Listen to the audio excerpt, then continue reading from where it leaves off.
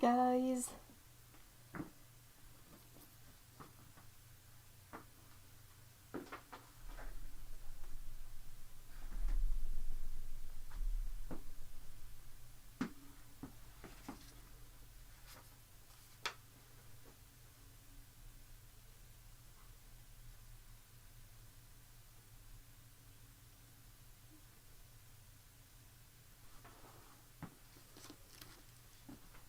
Hi everyone! Hi guys!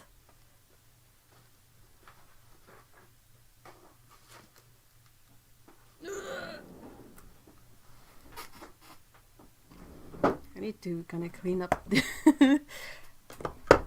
surface. Hi Fairy Dust! Hi Kevin! Hi Jill! Hi April! Hi Lindsay! Hi Lab Accident! Fairy Dust, are you FDIL on the Discord?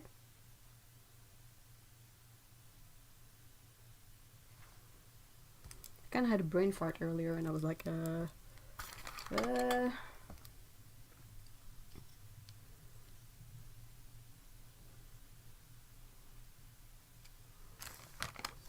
Hi Susan! Yep, that's what I thought. But then my brain kind of had a moment of like, are you sure about that? And I was like, maybe I should make sure.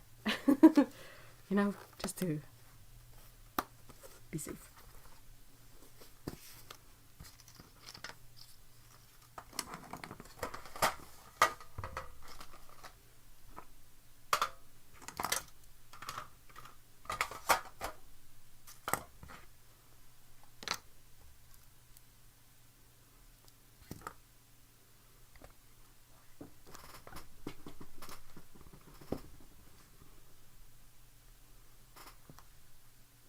Alright, that's sort of clean.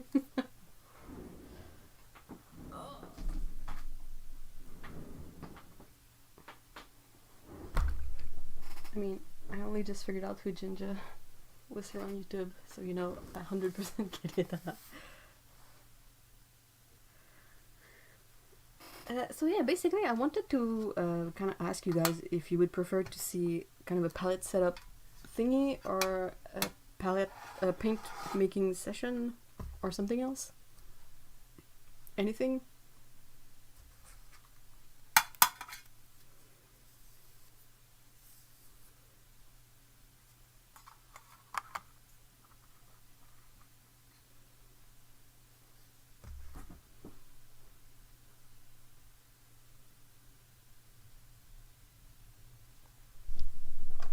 Gotta showcase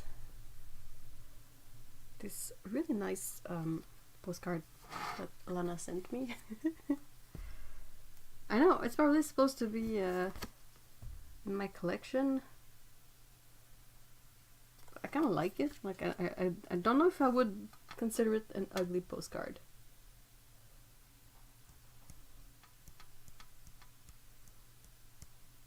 Flat bottom thins. That sounds like a Queen songs, but it's fat bottom girls. Flat bottom thins. Gorgeous palette. It's technically an old Cutman palette.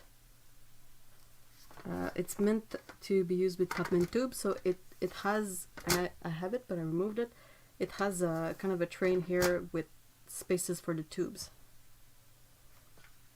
But yeah, I removed that. I removed the tubes because they're not all usable still. This one, this Cutman green, I think it's sap green, is the most usable paint of the whole bunch. But yeah, it's a vintage tin, so I got it on eBay, I think. And it's supposed to clip. I don't know if you can see the notch here, but since it's empty in here, like it doesn't stand far enough. Anyway, it's vintage, so hold on.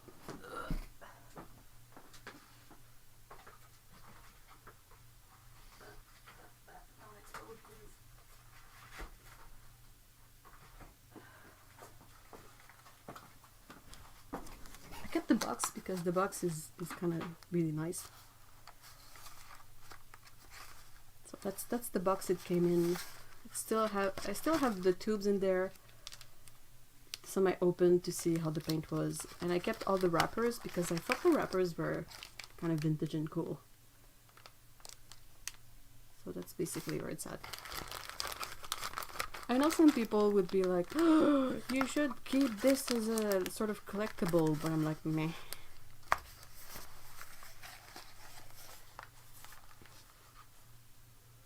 So yeah, so this is the tin. What really drew me in was the fact that it's red and a nice size. Ugh.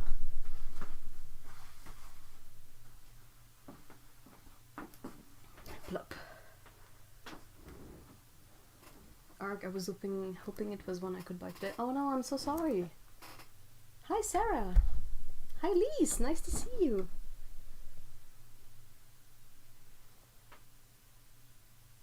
I've removed tube holding bits in my Sinili tin too. Yeah, but you kind of need pliers to do that with the Sinili one, right?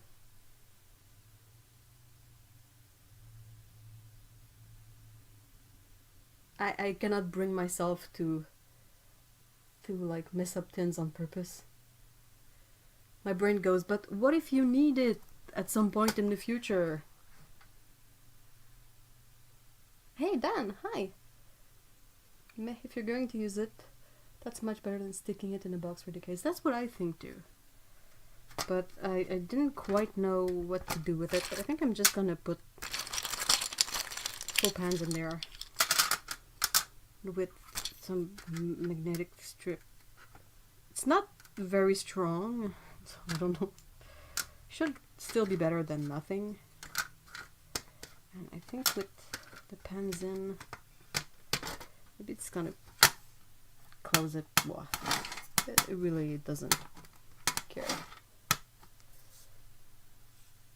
I think Dan has quite a few vintage tins of a similar nature.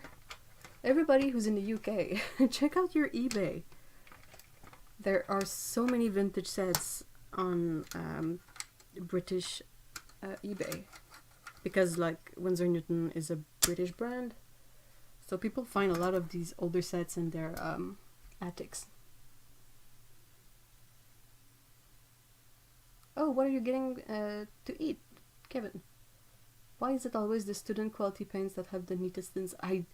That's such a good question. And I gotta show you one of my favorite tins in the whole world.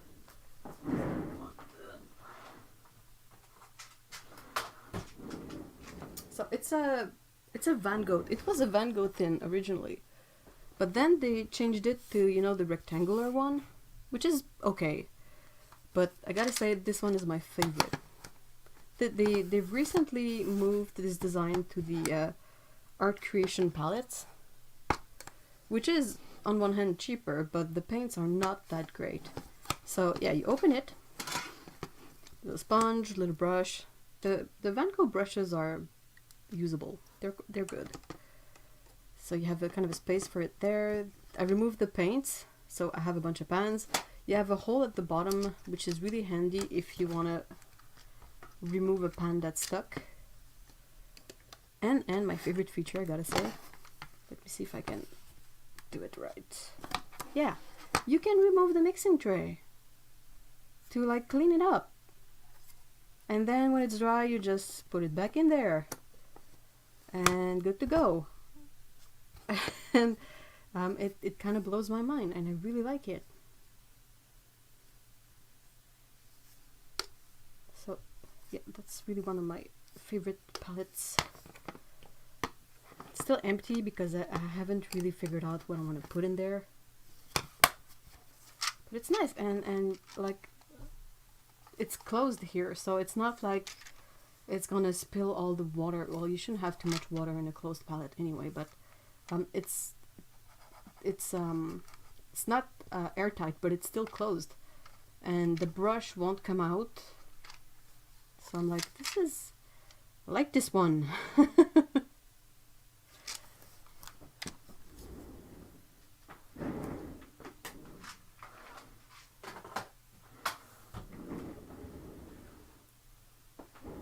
Ba-doop.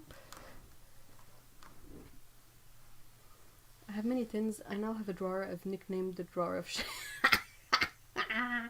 How many vintage sets do you have, Dan? No, I just pulled them straight out. I used the butter knife to get the bits out of another pan, but the sennelier came off just with my hand. Oh, that's kind of great. So they're not. You could possibly put them back in, I guess. Hey, Misha, nice to see you. I gave away my folding tin palettes because I realized that I like more open palettes. I did just order a Magello bulletproof glass one to hopefully deal with less stains. I'm curious to check if those. I remember them being bulletproof, but I don't kind of remember being glass. It's gotta be super heavy, right?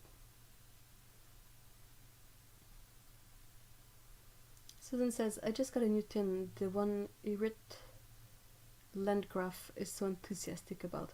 Oh, is it the one with the, you've got the tray in the middle and then you also have like spaces around the trays for paint and you can lift up the tray?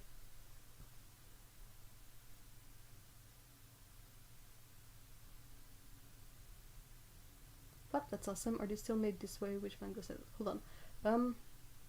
That's neat, but I'll have the red one, please. Oh. Dan says he has about 6 vintage palettes. And Labaccident says that the bulletproof glass is made of polycarbonate, so not actual glass. Okay, hold on. Let me grab it again. Oh, okay, cool. This is the palette.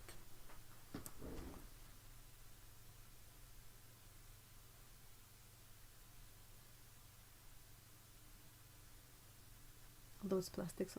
It's a hybrid. Because the tray is metal, but the palette is plastic. It's a really interesting design. Dan says I have 2 gold scholastic, a red scholastic, a turquoise one, a black artist's one, and another black artist one, and another black one, so 7. I need to go back and check your videos on those.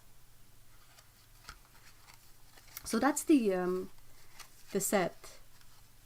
It's the Talents Art Creation watercolor pocket box. The paints are serviceable.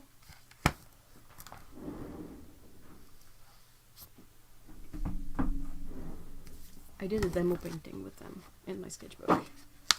This is what I painted with the paints.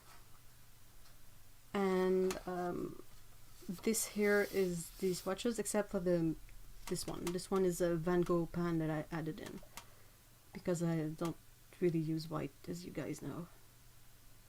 So, I mean, they're serviceable colors. The only issue that I sort of encountered is that when you put many layers on top of one another, they kind of get a bit mixed together. So, yeah, but I mean, they're okay paints, so not actually a waste to get this set. And you get the brush, you get the palette, and this is a recent thing. This is like an actual product that exists right now. This is not an old palette. So Amisha says, I've learned I greatly prefer slanted wells, so I don't see any tins in my future. I prefer slanted wells as well. Thing is that it's not easy to find palettes with slanted wells. And if you end up with a palette with slanted wells, you need to be really sure of the colors you want to have in there.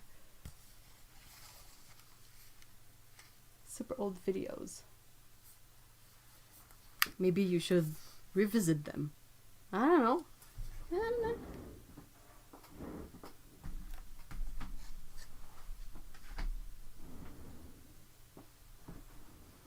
That's only vintage one. I have no idea on total. Too many, actually. That's a number. Yeah, I have the same number of palettes. I have too many.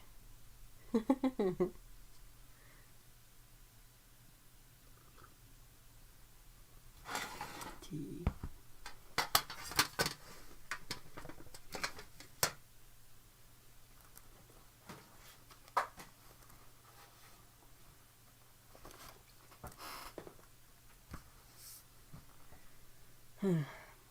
I know I have a scissor somewhere. Oh, there it is.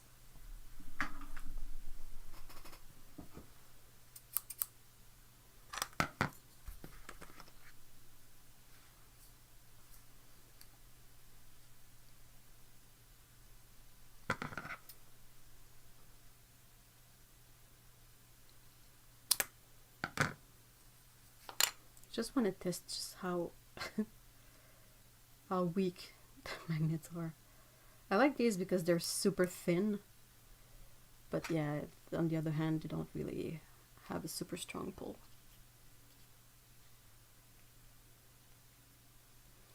That accident says, I had to get a new palette because while my current one was awesome, I found myself using colors that aren't in it for commissions.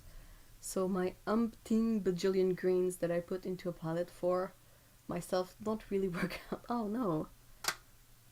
Oh, that's not too bad. Like, if I'm super extreme with it, it's gonna move, but I'm pretty sure I can. Yeah, that's okay.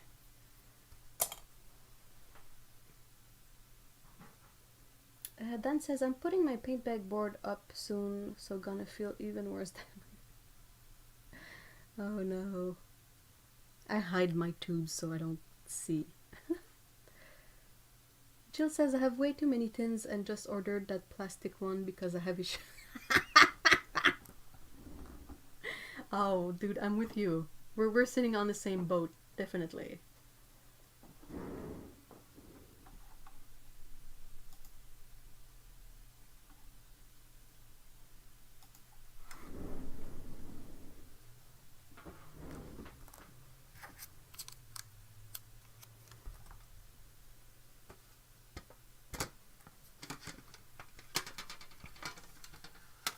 So yeah, what do you guys feel up to? Is a palette setup? Molding would be a bit complicated in the sense that half the time on making paint is spent waiting for the swatch to dry to see if the paint is rubs off or not.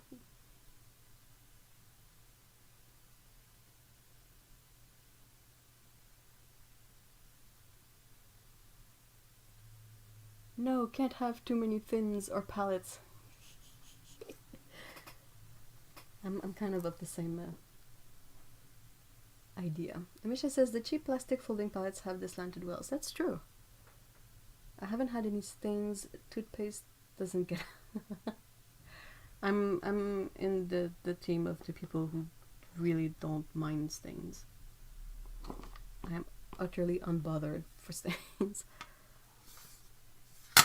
Because that's the thing, I want to put some full pans in there. I know I want to add this quinacridone carmine color from Da Vinci because Lee has mentioned it quite a lot. And I'm curious to see what it's like.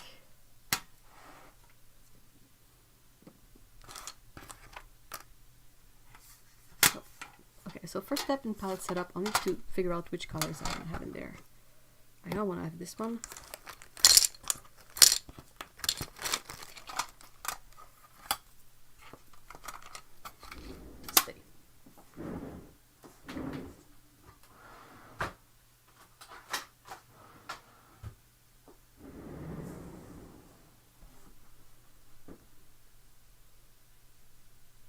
Either or. Is that the super expensive one? What is? I mean, it's watercolor stuff. Everything is expensive, but... I don't think I'm gonna put my M-ground colors in the new palette since they take so long to dry. They never dry, actually. I'll probably do Daniel Smith and Paul Rubens with some Holbein. Holbein is one of the most well-drying paint I've seen. It dries so well.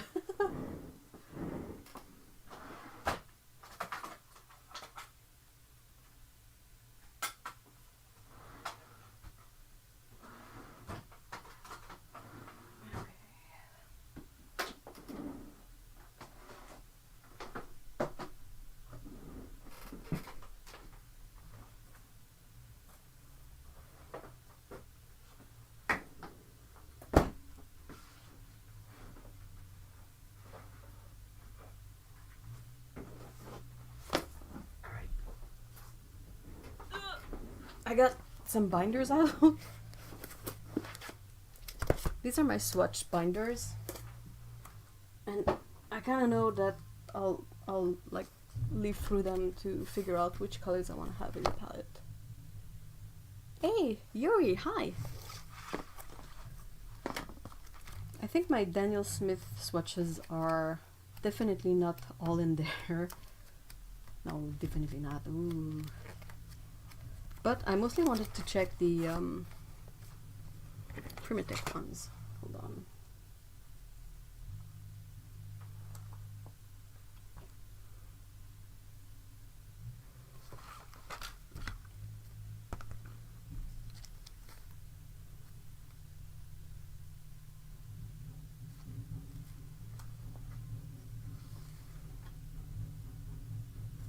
I apologize for the truck noises outside.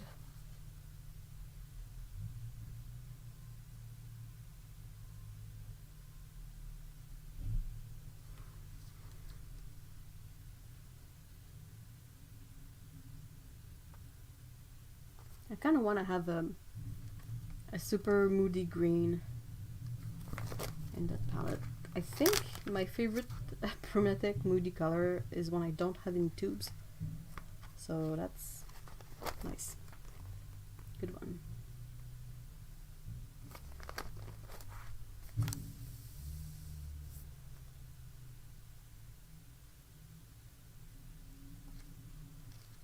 It's also basically a way to kind of use these paints more, because they're not really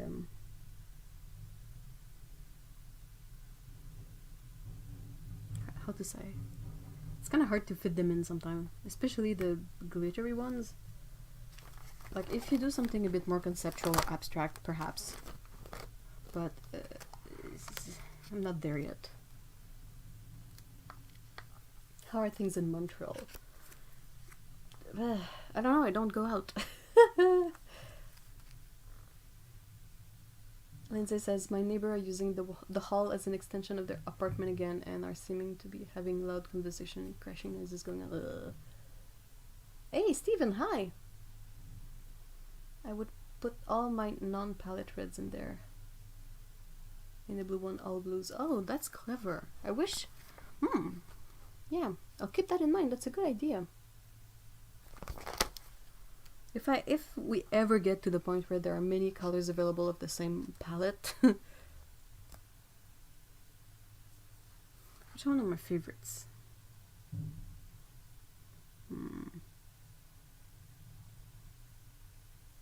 The Purple Genuine is a really nice purple. I don't know if you guys can sort of see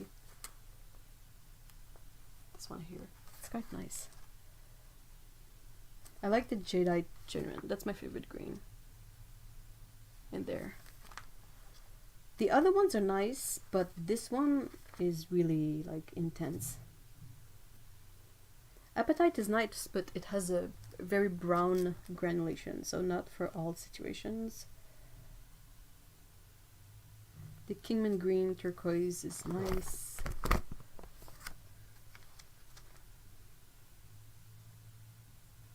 Of the hematites. I mean, they're all pretty. All of them. And I also think my schminke swatches are not exactly complete. But most of the schminke I have is pans, and Daniel Smith is tubes. But I kind of hate how Daniel Smith paints dry. And I've used Daniel Smith not long ago, so the purple is the Daniel Smith Primatech Purpurite Genuine. Also, this is what happens when you buy binders at the dollar store. First of all, they're super expensive, and then they have cats on them.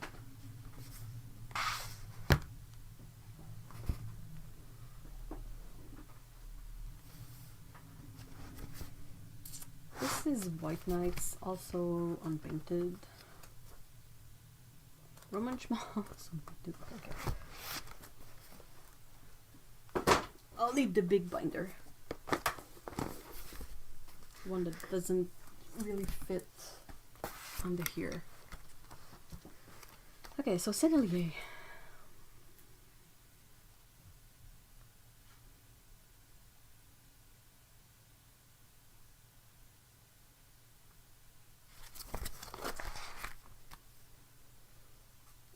Strongly approve of the binder. I love hematites. They're so pretty, right? That granulation.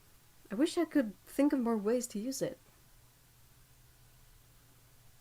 Hey, Dominic, hi. Dominic says, I definitely feel some of the paints from Daniel Smith should be kept in their tube. Like the dreaded Viridian. Yeah, French ultramarine. It doesn't crumble or become so hard as Viridian, but it will never ever stick to a palette. Maybe if you use it daily and keep re-wetting it daily, then you might have a bit more luck, but wow. I don't do that.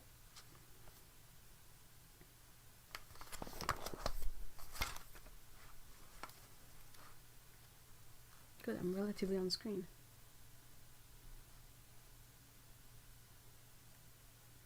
I think, I'm not entirely sure all my swatches are up to date because I don't have Sennelier's Indigo. Really?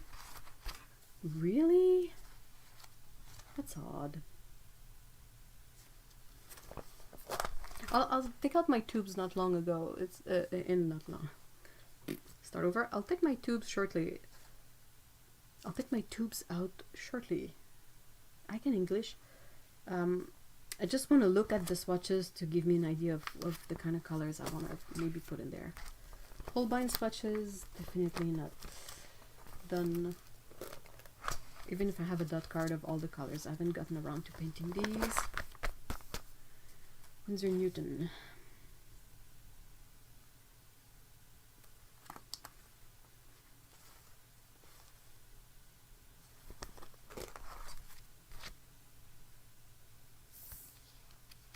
Oh, the two turquoise at the bottom there. Hold on. From Sennelier, I guess.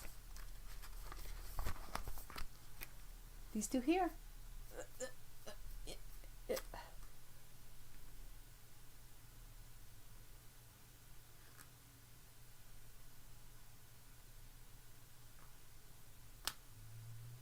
This ultramarine.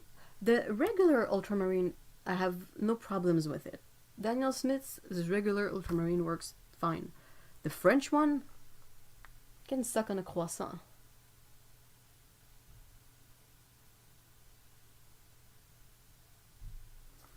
This is turquoise green and cobalt green from Sennelier. I agree that they are super nice.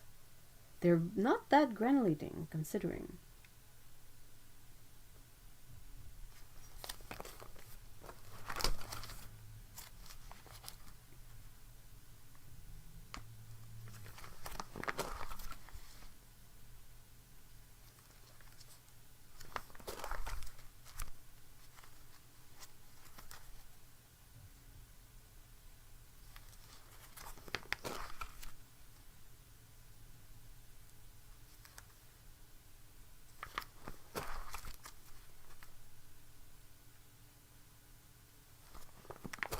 Ah, Renaissance.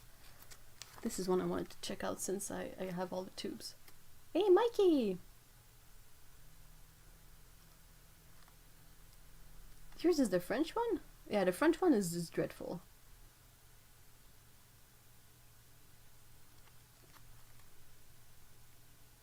Ooh, I like this one. Transparent gold ochre.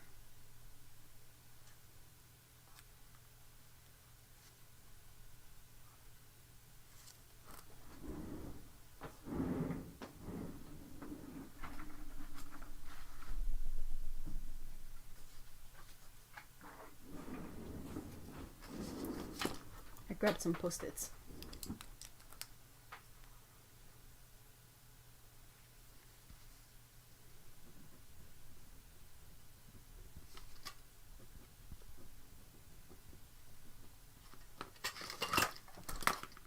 I always feel bad because I got this full range of beautiful colors and I definitely don't use it enough.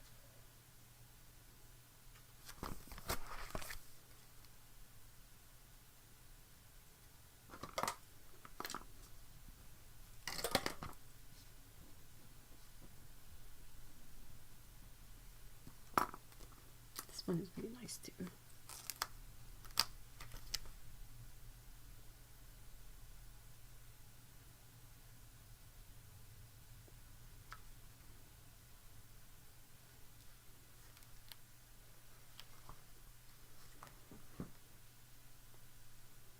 Ooh, that's an interesting Prussian green. It's made from phthalo green, blue shade, and indanthrone blue.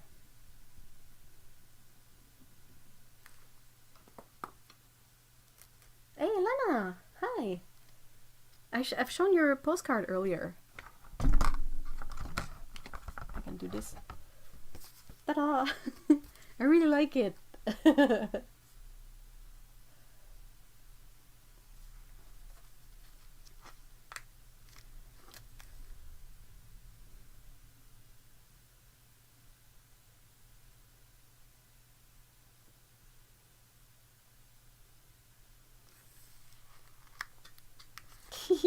I think I'd be more inclined to swatch out all my dot cards if someone else would cut up the paper and do all the prep work for me. It's quite an investment in time, but I'm kind of stuck. Like if there are any more sets I want to make, that like swatch cards for, these were all made with the B paper, which, as you know, is non-existent at the moment.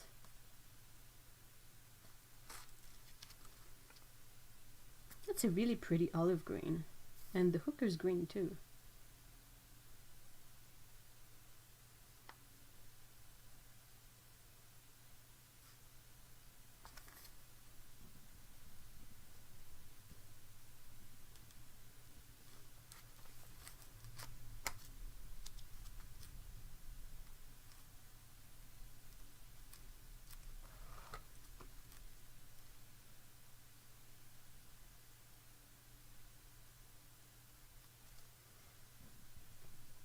Polish brown here is also nice.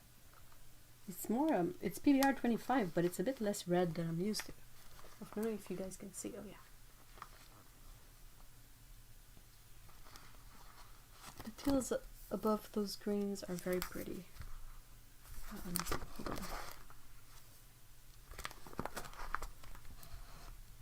These two? That's cobalt green deep, and that's phthalo green blue shade. I always get, one of the first mistakes I did when I started buying more paint is that I ended up with so many versions of phthalo green, because I would see like swatches of it and be like, ooh, this is such a beautiful like blue-green color, like teal and aqua, and they had name like I don't know, like Schminke green, or no, it's Windsor is the most serious offender with their Windsor green. And I bought a few of them, and then I got to a point where I went, oh, I should check the pigments, and they were all the same. I'm like, oh, I have PG7 for a lifetime now. Okay, core.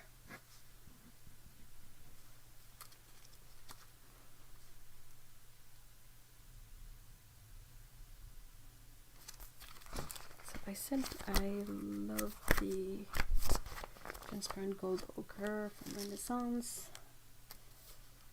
I hope it's not too glary. The Indian yellow is nice. Green gold is nice too. They're fairly different, so that's...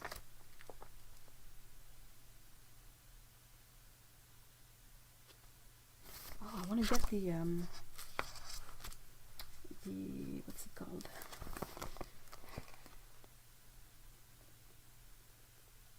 Permanent Scarlet.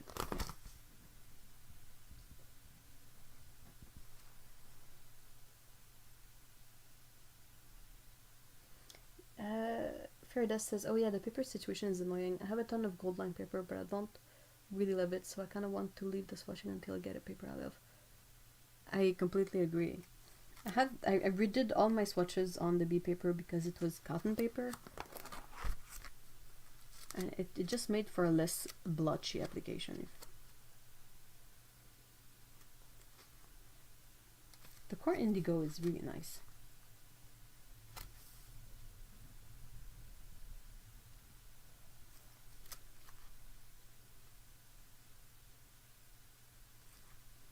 cobalt blue is nice too.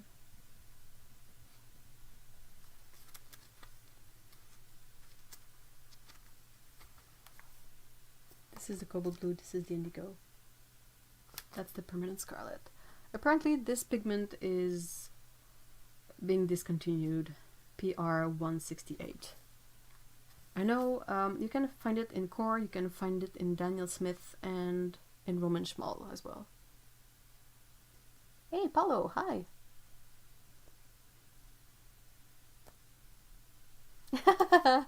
Farida says, I just grabbed my sketchbook and watercolor pencils and can't think of anything to draw.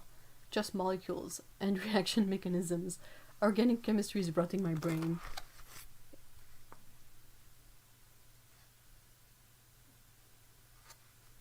Dang, the cobalt colors from Core are so pretty. The manganese blue is not too bad. It's definitely not like actual manganese, but you know.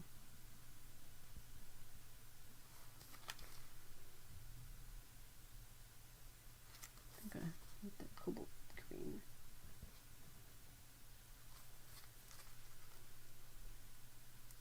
They also have a really lovely hooker's green. Where's the Renaissance one? Sorry. Come on.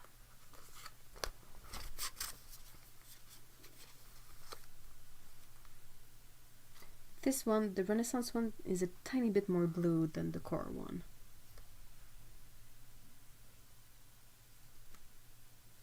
They're both super nice.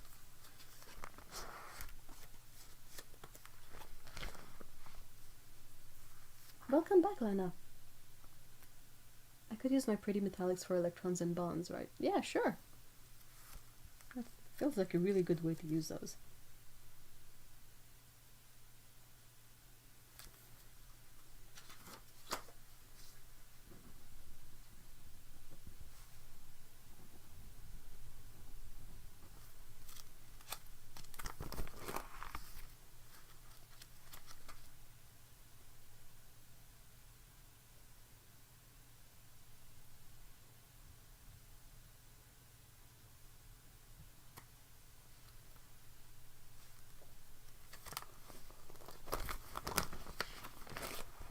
It's the page of quinacridone golds.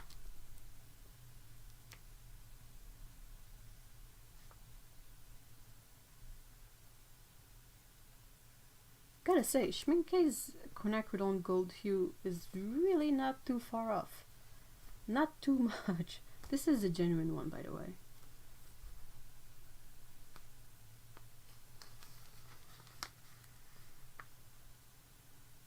You have cards even for the paints you don't have? Yeah. I figured out that it was easier for me to make cards for the whole range, because otherwise I kind of lose track of what I have and what I don't have. Now I know that like if a swatch is unpainted, it's probably a color that I don't have. I mean, I don't keep it super up to date, so it's not perfect, but this is the way I figured out it would be easier. Those are all the Caliro colors. 3 pages of them. Oops, 4 pages. 4, really? Odds and ends. Gouache. And anything else.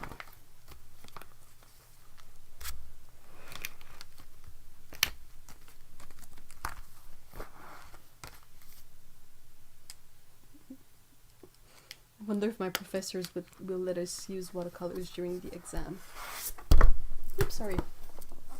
I mean, I know they won't, but I kind of want to ask just to see their reactions. It would be kind of funny. Yeah, the Core sap green is really lovely too. I gotta say, I haven't seen a Core color that I don't like. That's good, Lise. I'm glad to read that you're painting a bit. I will go fetch up the I think the Renaissance tubes are not in the studio right now, so I'll go pick them up and I will hit the bathroom on the way, so I'll be right back.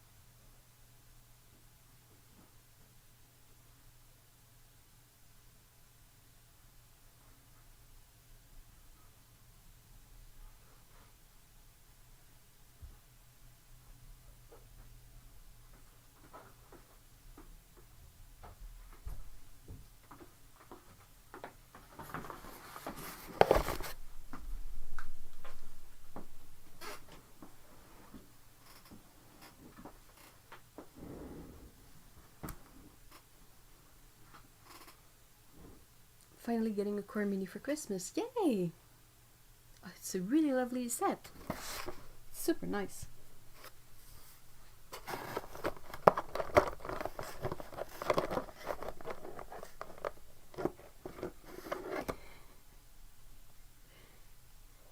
Fairy says, oh, I found my 0.3 mechanical pencil. I've been looking for like a month and it was in my watercolor pencil tin all along.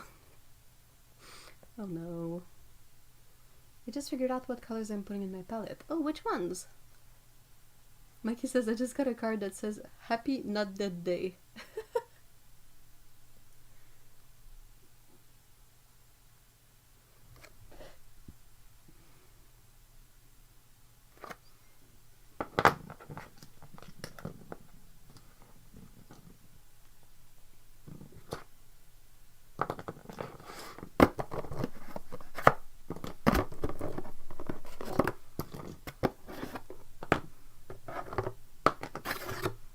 Hair, because of course.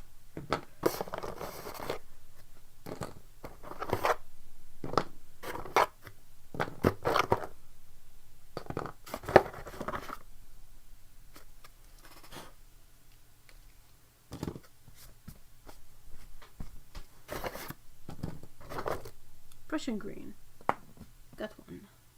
Liquor's green, got two.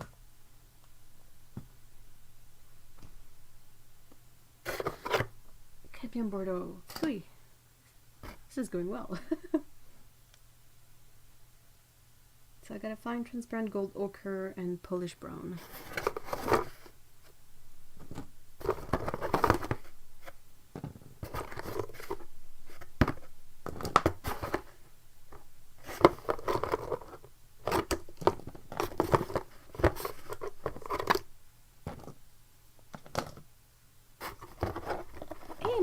Hi.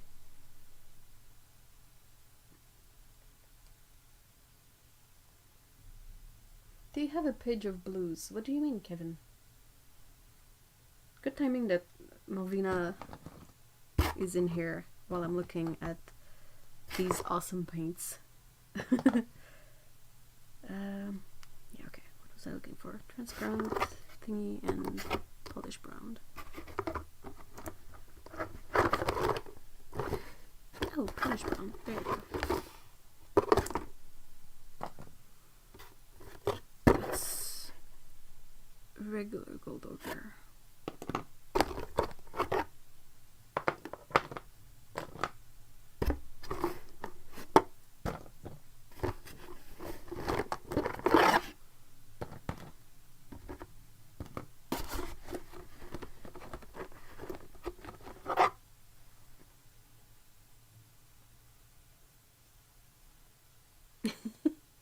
I need to do another like dot card giveaway for the Renaissance ones. Thing is that I have to make the dot cards first, but transparent gold ochre, there it is. Hey Okuni, hi.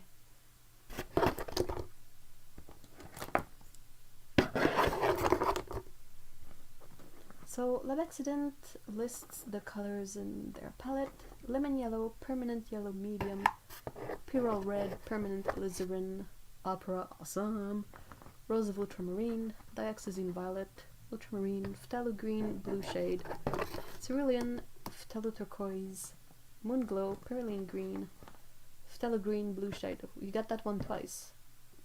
Be careful. Sap green, rose doré, quinacridone coral, rich green gold, garnet genuine. Garnet genuine is a really nice color.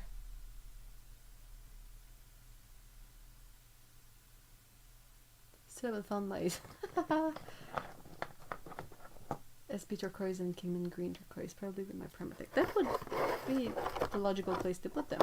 I suppose it was supposed to be Prussian. No, phthalo blue green shade, sorry.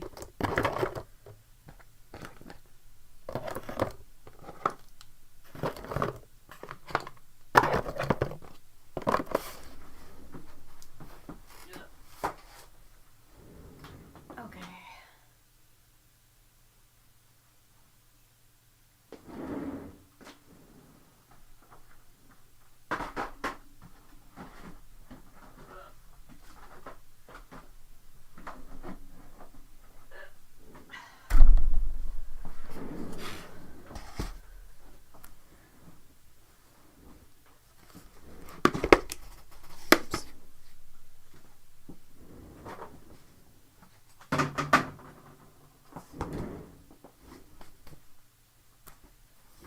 right core. I got these out so far. I know my permanent scarlet is not in there. It's with the discontinued colors bin.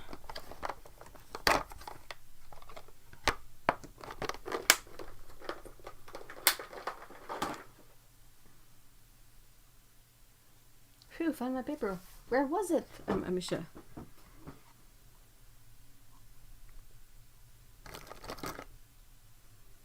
Hooker's green? Did I? No, because I got the other one. Yellow ochre. Cobalt green. Cobalt green.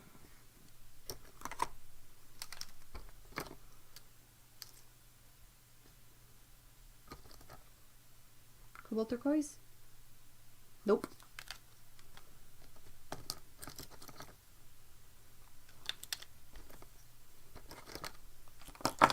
Indigo.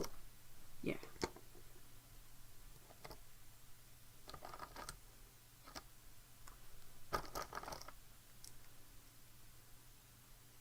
But so is this one. So is this what?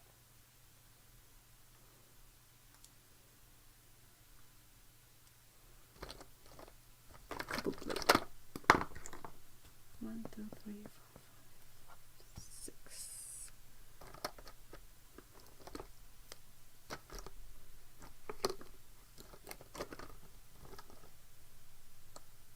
Oh, hey. Got another permanent scarlet in there.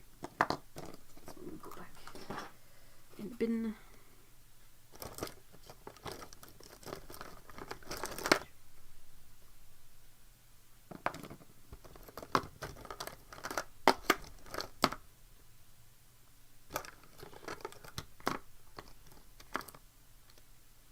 Which one am I missing? The green gold?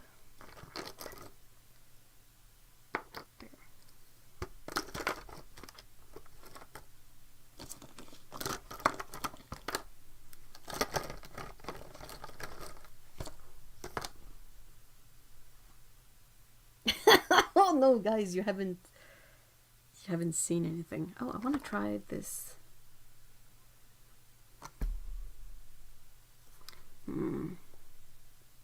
Oh. Well, the Da Vinci manganese blue mixture still has some manganese blue in it, actually. Maybe I should put this one in rather than the core one. And the violet iron oxide from Da Vinci, I should really try it out too. It looks like it looks like a really old tube that was like, I don't know, collecting dust somewhere. When the wrapper gets off.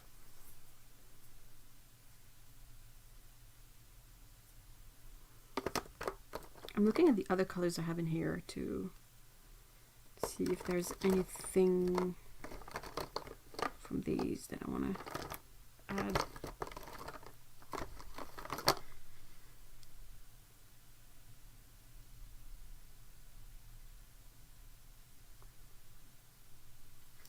Maybe this one. This turquoise. Yeah. Yeah.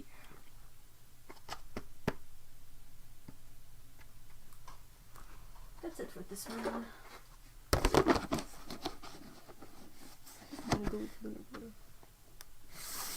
It's a beautiful color. If you have Tallow green, you can put Mars black. If you have Tallow blue, sorry, you can put Mars black instead and mix the lunar blue yourself.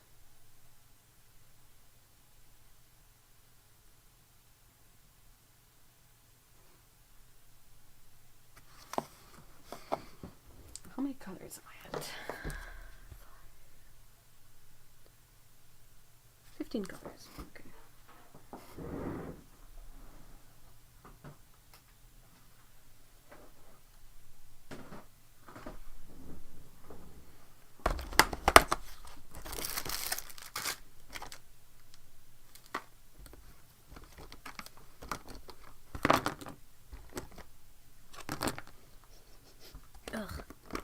My Garnet Genuine smells like butt. I'm not even exaggerating. It is the most stinky paint I have. It smells like ass. I apologize for being a bit crass, but dude, it smells like, you know, when you commute with people and there's someone that is not exactly freshly washed in there. It smells like that. It's not my favorite.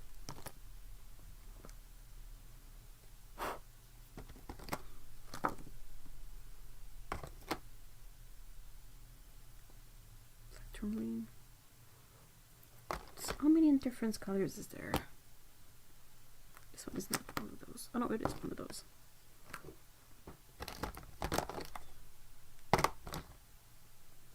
Jadeite. Was Jadeite the one that I really liked?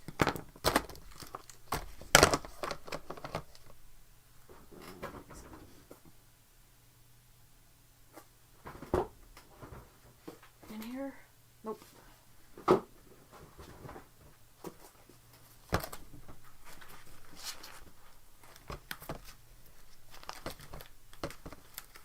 Oh, come on. Oh, it is. Oh, I have it. Awesome. Yay, you are joining the group.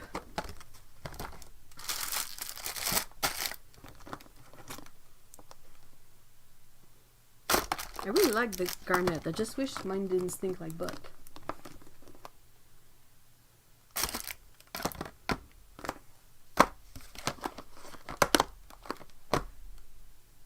I'm numb to the feeling of looking at stashes.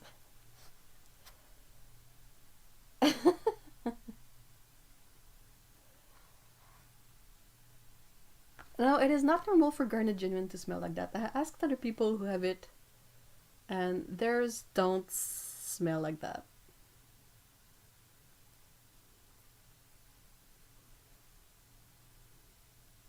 My M. Graham Queen Gold smells terrible too, but it goes away when it dries on the palette and works perfect. That's awesome, Love Accident.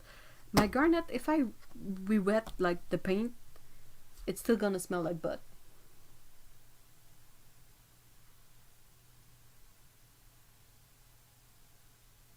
Oh, interesting. Okudi says, be careful with the needed erasers.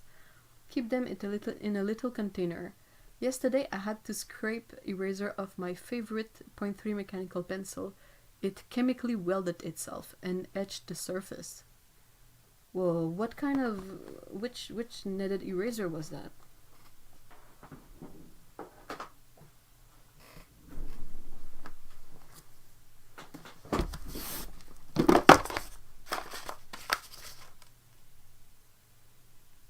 Okay.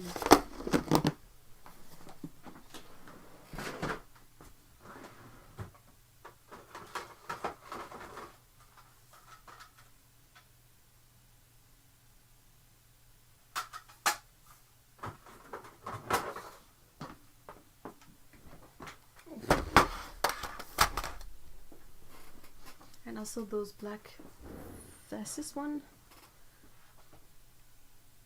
Time to use the Garnet for cat butt paintings for a 3D experience. Yuck!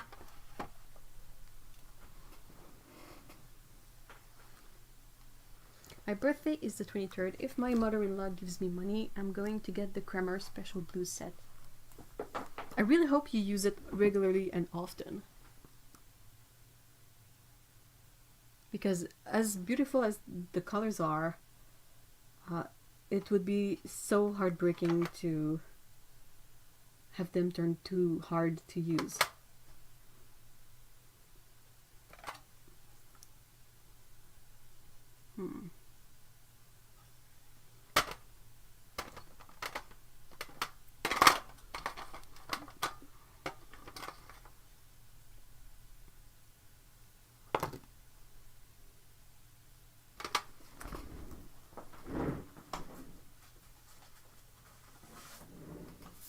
So this is basically the the mental gymnastics of putting a palette together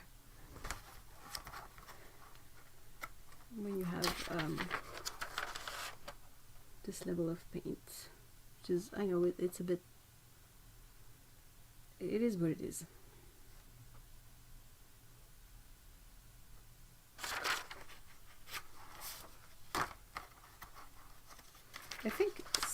Chorus blue from Scenery is one of my favorite blues for skies. It is so pretty.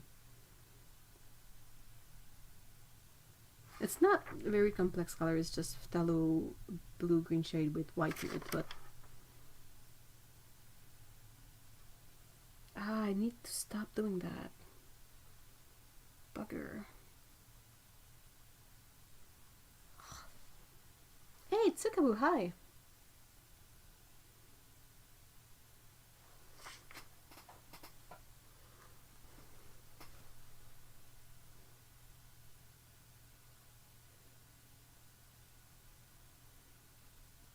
Any of those soft ones can outgas and etch plastic. White ones do depend. Oh yeah, they get like they really bond with the stuff. Oh, I hope you don't wake up with your knitted eraser in your hair, Fairy Dust, because that means a haircut. Did you see Otto's vid of the Kramer Blues? Yeah, I think that's why April is mentioning them. I have not chosen a good yellow yet. I find it super hard to pick yellows. Is it just me?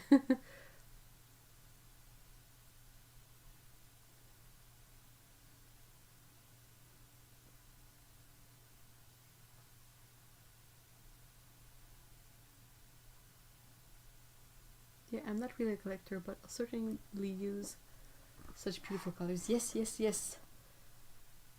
It's meant to be used. There is nothing more sad than paints that don't get used.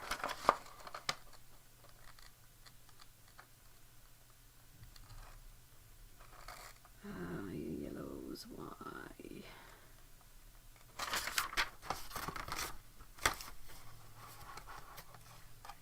Haha, genuine Aurelian. Nope.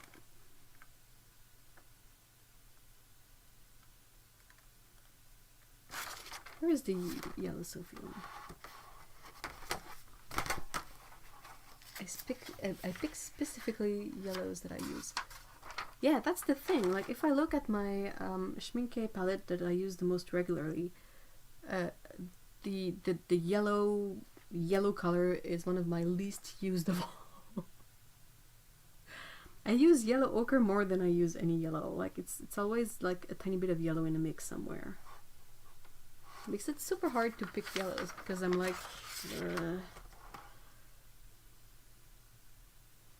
can't say I care. French ochre.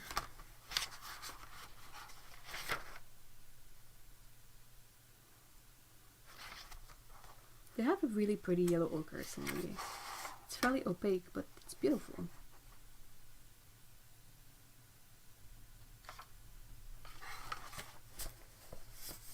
What do people use for a cool yellow that is not PY3? You can use some cadmium yellow. Hold on, let's check here. Lemon yellow is PY3. This is Aurelian and it's absolutely not light fast, so not that one. This is cadmium lemon yellow.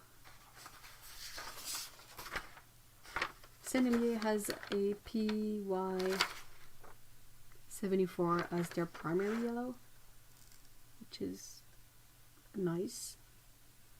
It's the last one here. I have 6 yellows counting ochre. Which one did you get? So maybe just a garden variety pride. Yeah, that's my backup plan. And faints in order to think about yellows. I'm sorry. I really hope this doesn't come across as like boasting or whatnot. Not really the intention, but I kind of like PY93 as a yellow too. It's not too orangey. Like this is more orange. This is a bit more greenish. It's fairly transparent. This is why I like it. Guess I'll go with yellow Sophie.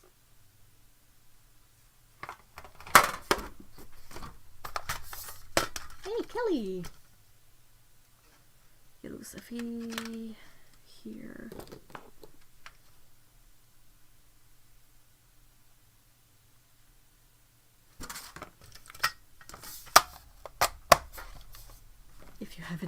it.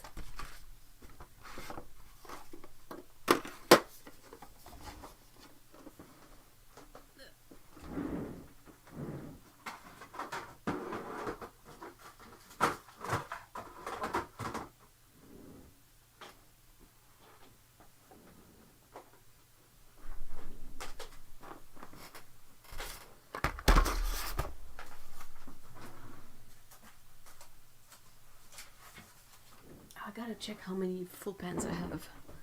I think there's one in here. Yeah. One.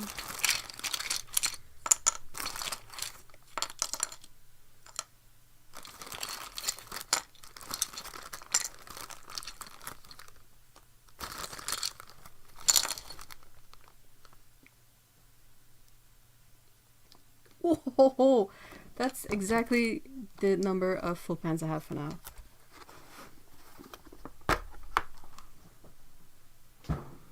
Oh yeah, the zirconian yellow. That's a nice one. It's quite opaque, but it's lovely.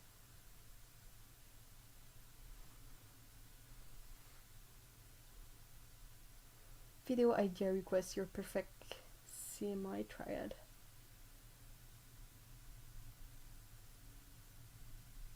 I think I've mentioned it.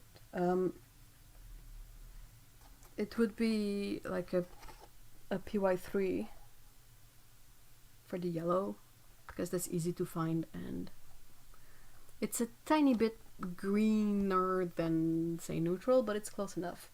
I like to get PV42 for the magenta because it's more consistent. You can find a really good magenta in the PV19 pigment, but there are so many variants of that color that it can be difficult to find one that is like strongly magenta.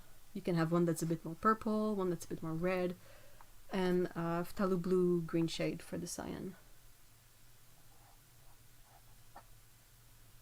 No transparent cool yellow. Is there one? Does nickel azo yellow count as one? I have seen the Jackson Pigments Palo. I will get a few because you can buy some small amounts for a relatively low price. So I'll get a few of those to try out eventually.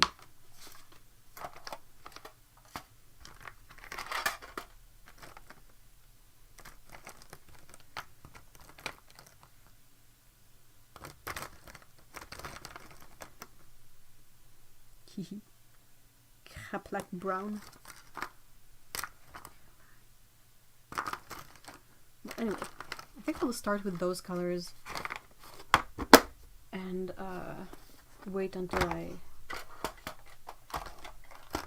have more pans. I can fit about 33 colors in there, so that's about half.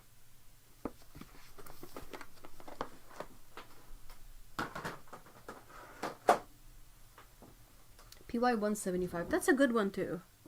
I think it can work as a good neutral. Hold on, let me try to think.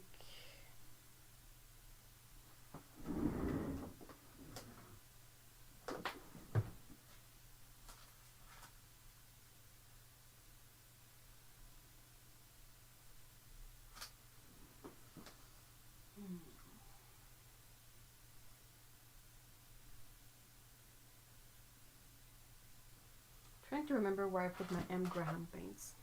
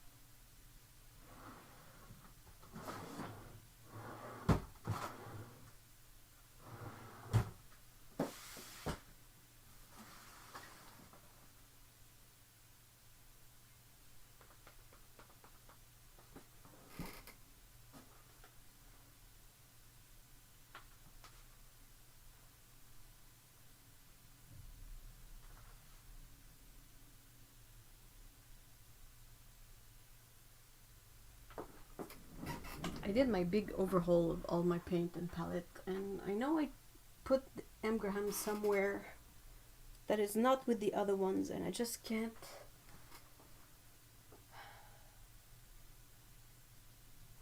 remember where. That's gonna bother me.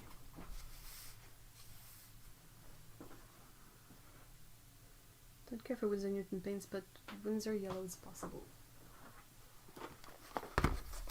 Winsor Yellow.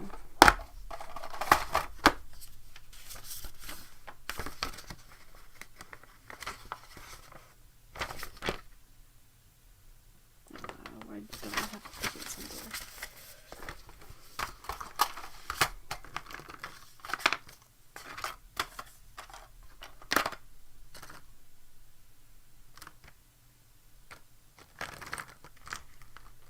Winsor Lemon. I don't think that's the one, right? Winsor Lemon. Pigment PY175.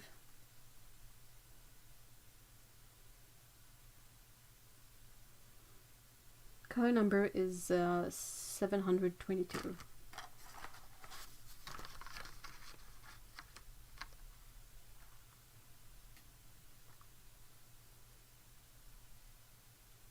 Winsor Lemon, yeah. PY75.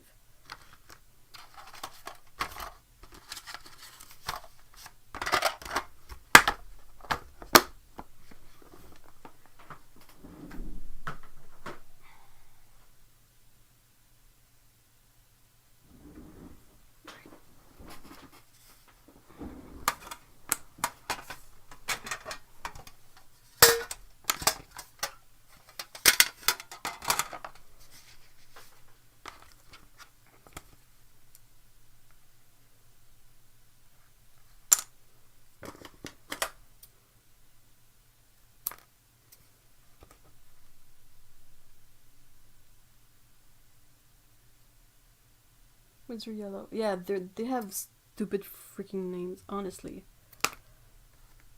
Winsor Green, Winsor Orange, Winsor Red. Like, what does that mean?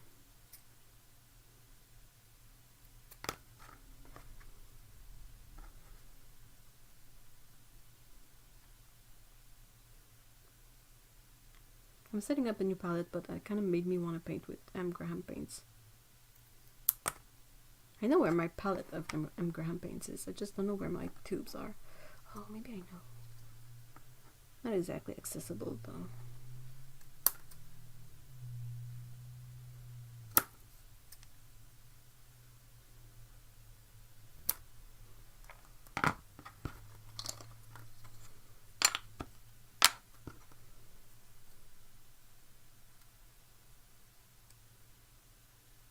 They're not stupid. They're historic. No, they make no sense nowadays. I have cadmium-free yellow light, which is isondulling yellow. Oh, where did you find the pigment information, Okuni?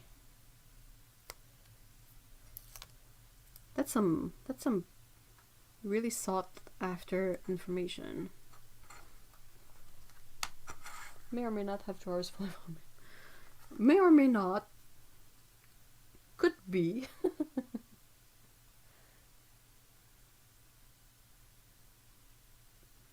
Of course, super fun to try and remove the peeling back of a magnet when you cut your nails.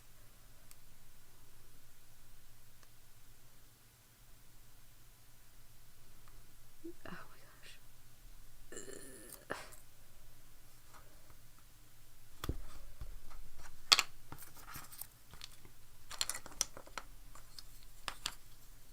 I looked on the Utrecht site. I like their cadmium free. From Winsor Newton? It's really weird nowadays because there's so many brands available that some people will call it, like even Schminke does that. Like Helio Green and Helio Cerulean and I don't know what. You have to go seek out the pigment number to make sure it's not something you already have.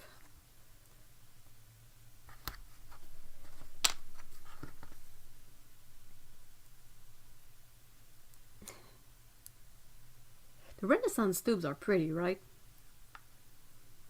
they have the biggest swatch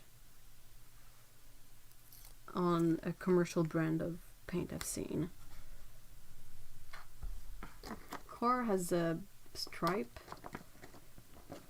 Daniel Smith doesn't give a rat's ass. Sennelier, it's kind of like a paint swatch. Da Vinci doesn't care either. Holbein doesn't care. Winsor Newton doesn't care either. I wish MGram made a Pearline green. Yeah! More Pearline colors. I don't think they have a Pearline violet either, do they?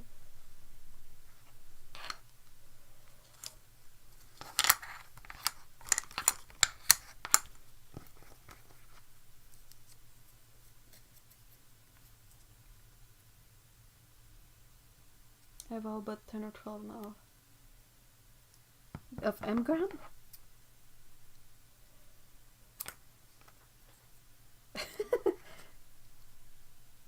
I know what I'm doing when this stream is over. Be on the hunt for the MGram set that, well, all my tubes that are somewhere in there. I think I ran out of actual box to start tubes, so they're not in a closed box, which is why they're not with the other boxes of paint.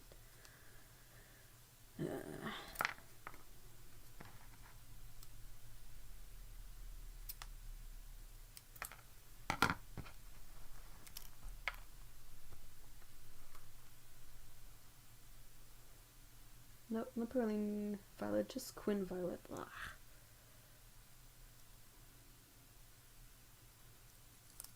Question for you guys.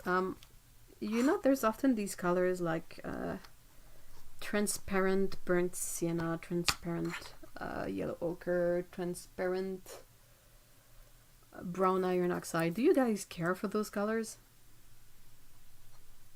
Like, do you use them? Do you look for them?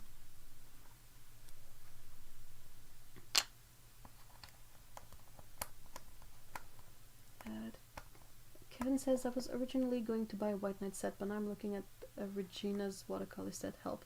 Check out reviews of the Regina set, because I don't think there's as many of those, and I don't know what the paints are like. Hey Barbara, hi!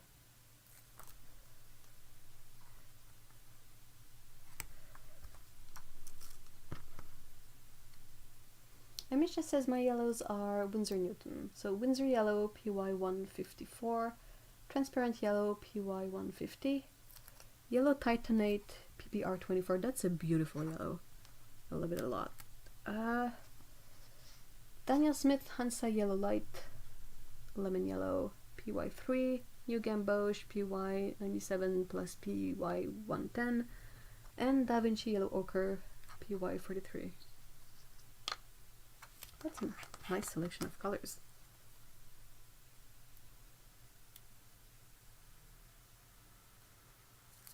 MGram is actually the cheapest watercolor at my local Dick Blick. It's crazy. I don't know where they get their pricing, but I'm not complaining. Alright, do you live close to the MGram factory?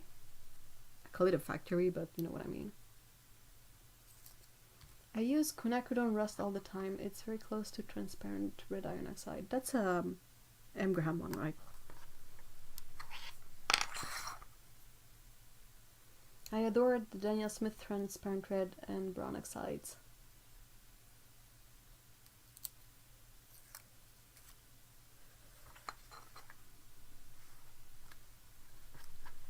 Nope, Cleveland, Ohio.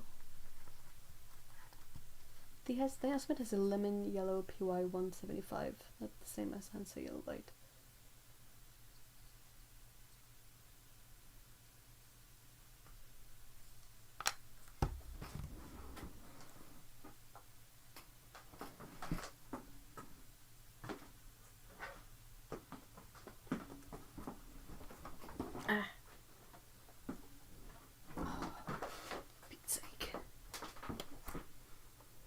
Over here everything is expensive. Oh no, Paulo. What about name of the Italian? Zecchi? Would that have a chance of being less expensive to you, Paolo?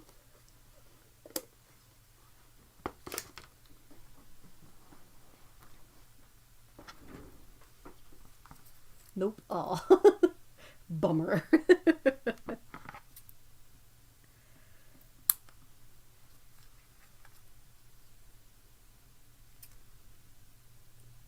I mean, it's kind of similar here. Nothing's made in Canada, really. I mean, we have many artisanal paints, which is awesome, but we don't have any big, like, anything on a bigger scale than that.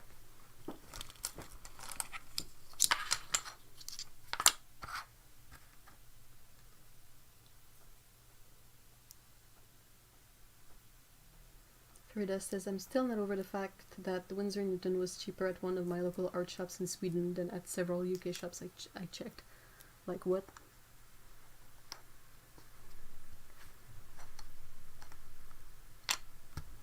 That's really peculiar. Anyone know the light fast ratings on Academy paints from Schmincke? It's mostly the same pigments as the professional range, like equivalent color, except they're a tiny bit less strong. So I would say they have like good transparency. Light fast rating, sorry. Only transparent pyrrole orange, really. I consider those to be substitute to semi-opaque earth. For them from M. Graham and only truly use one.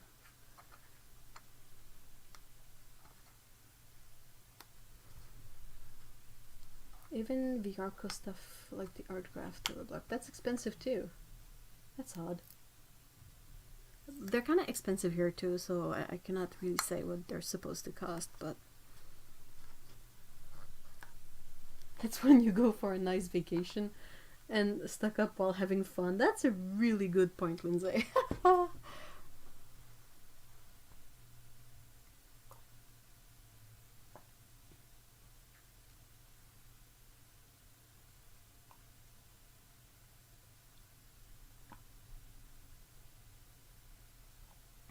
Have the Academy set too. Did you get to try them, Amisha? Out of curiosity? Welcome back, Mikey. Hey, Otto! Nice to see you.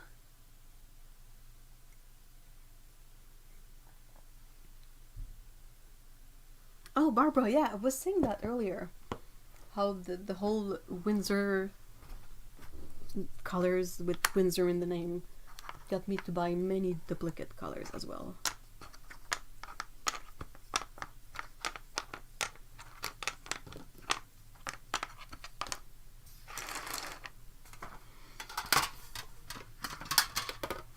Alright, so that's... Sorry.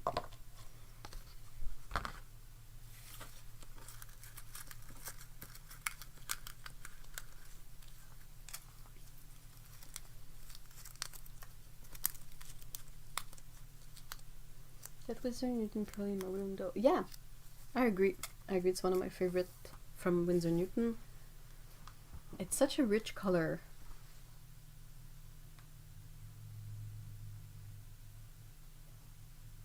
It was a glorious nap. Yay!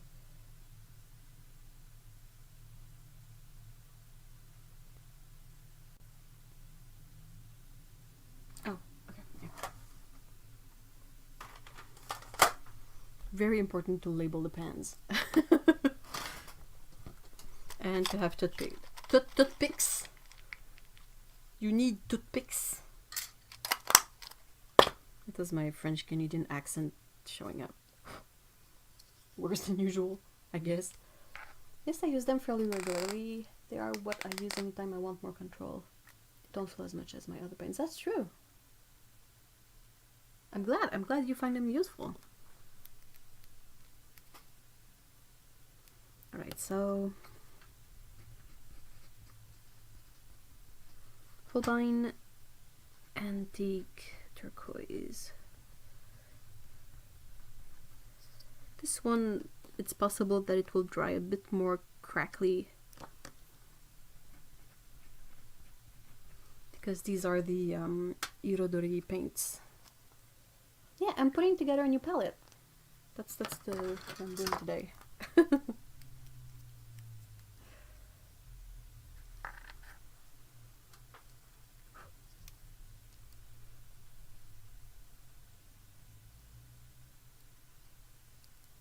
I will try to. I know it. I took out full pans, but I will try to just put paint on one side. I don't know what that's supposed to do really, but what's the theme of this palette? I think the theme of this palette is full pans. And I went around and tried to find colors that I don't use often, or that I want to use more, like Daniel Smith, Primatic Jadeite, and Permanent Scarlet, that I want to have more fun with and use more of my Renaissance colors, and something that I don't have in other palettes really.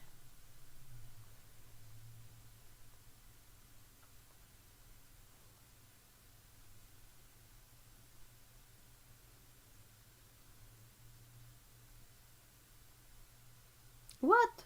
What do you mean, Barbara? What happened? Barbara says, oh my god, I'm so sad. I checked all of my tubes out of paranoia, and I lost three barely touched Daniel Smith tubes. My brand new Serpentine, my Potter's Pink, and my Bronzite.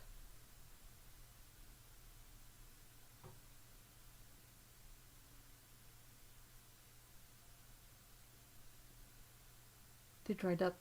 Can you still open up the tubes and use it like dry paint?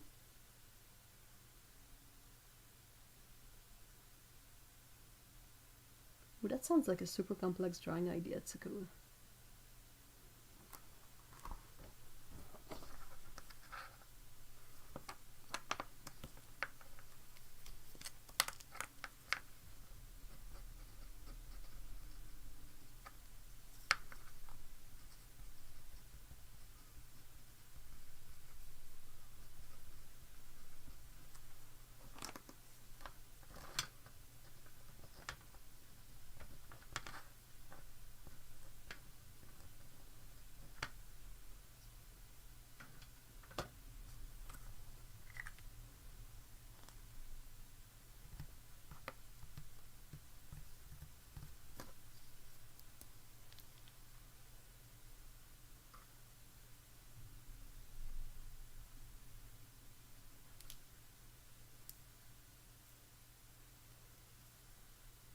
That's a good question. Otto asks, how is everyone today?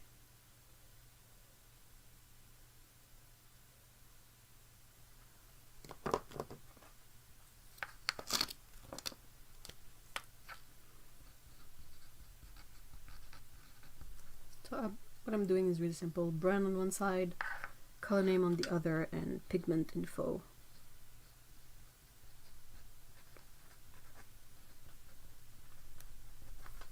It's not fancy, it's not cute, but it's efficient. Where's the pigment for this one?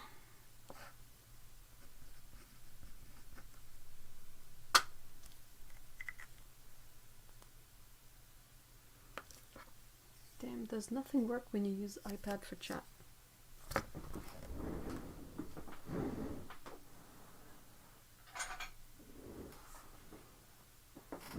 Finger saver.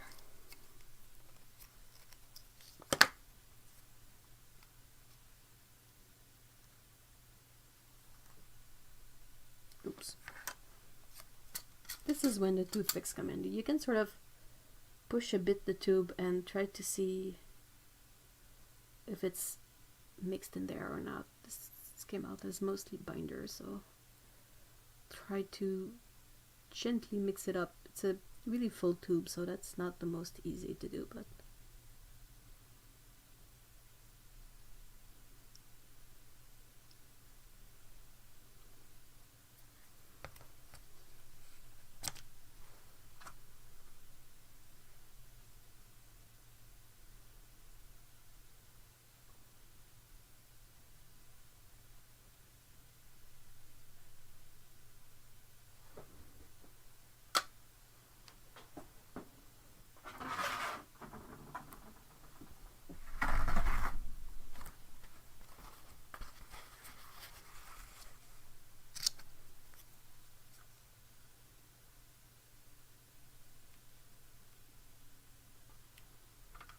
bit better.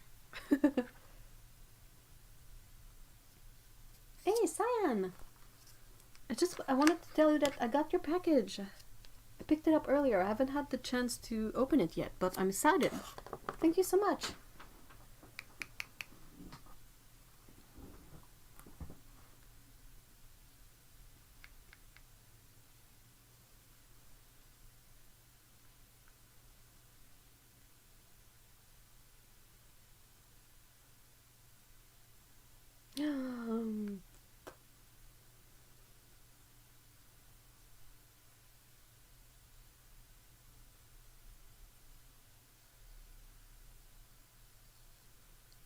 I'm going to get to my 1,000,000 feet of hair. Good luck! Setting up my last Jackson's order. Currently it has paper and brushes mainly. I'm waiting that... Oh yeah, it should come out soon, right? Like Thanksgiving is this weekend?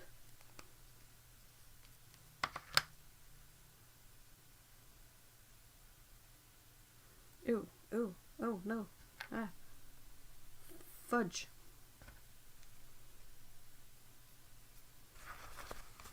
I was too eager to open it up that I forgot to label the tin. You don't want to have to label a tin once it's full of paint. That's not a good plan.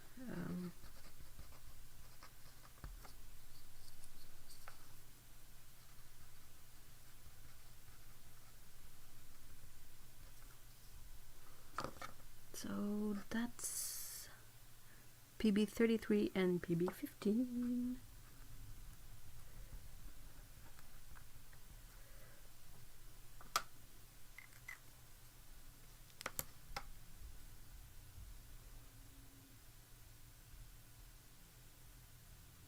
Okay, use Safari? Yeah. Use Safari if you're ever on iPad and get frustrated at how limiting the YouTube app experience is for the chat. Have my @Markman. Yay! Ah, why is this so uncooperative? Am I the only one that makes fart sounds when I pour paint from tubes? Can't be. What was the best thing you ate this week? Oh, tough question that.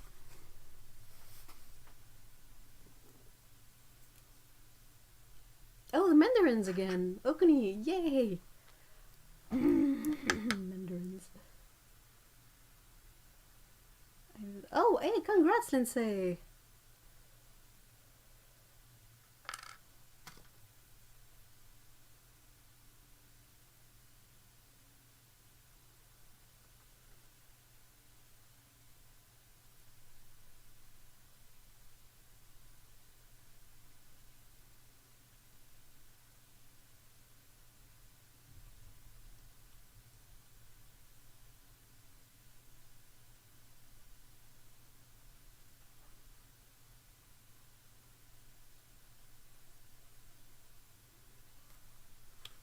Goopy McGoop. And guess what? Guess what I forgot again?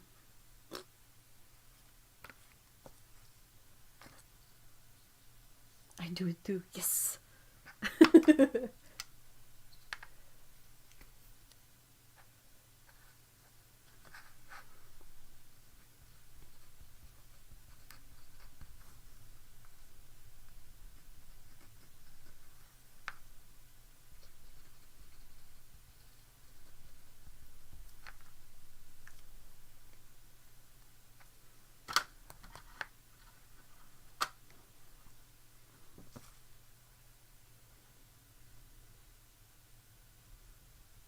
Ew, Vaseline. The only issue I have with Vaseline, I haven't had to use it in decades, but it's that it's kind of hard to wash off. I have kind of the same problem with oil.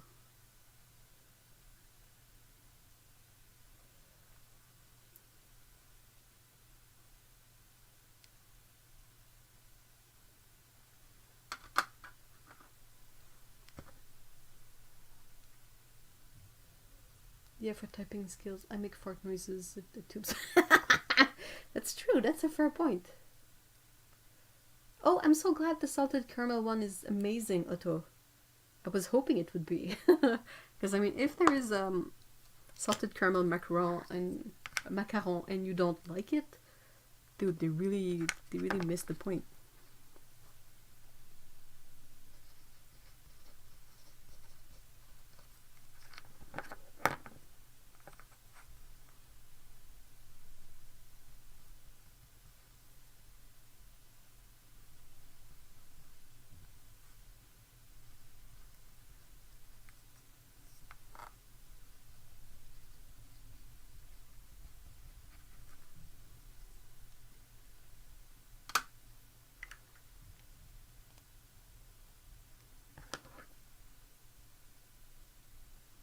I'm disappointed at the lack of Graham is this bad. I told you I don't know where my tubes are. I stored them away somewhere, and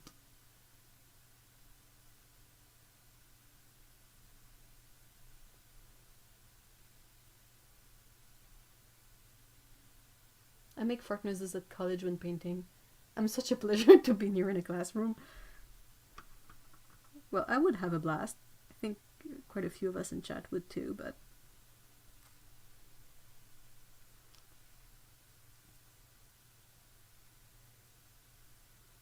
What is that magic finger saving device?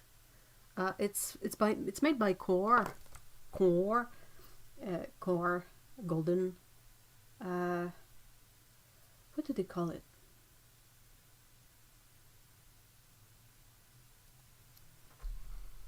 Oh, it's the gripper tool. They call it the gripper in the sense of GRIPR. The gripper. It's like $3. It's not expensive at all. It's a lifesaver for fingers, but I don't know where you can get one in the US. I would Google gripper, literally, like golden and GRIPR.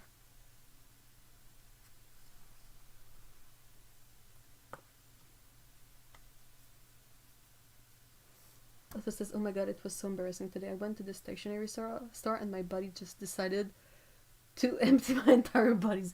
Oh no, I'm so sorry, Otto. Dude, same. Like, I'll be fine, and then I get into any kind of store, like grocery store, drugstore, and that's when the body's like, you're not moving anymore, let it all go. And I'm like, no, please no.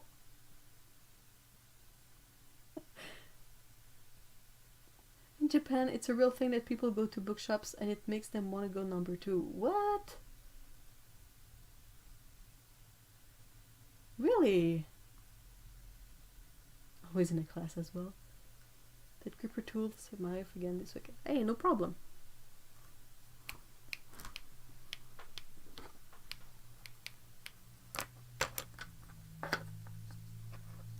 That's the problem. Like, the stink, you can try to outrun the stink, but the noise, oh my gosh.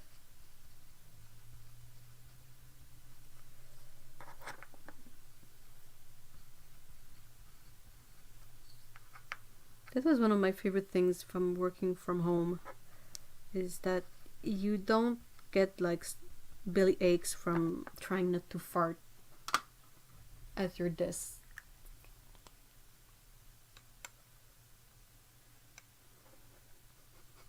What did you eat, Otto? Did you eat like all the beans? All the dairy?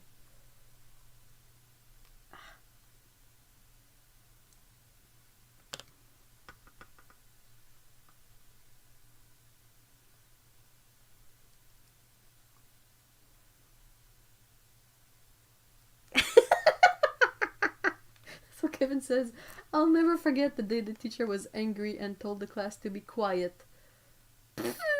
My BD went. Like, absolute worst timing. Yeah, thanks, buddy. Thank you so much.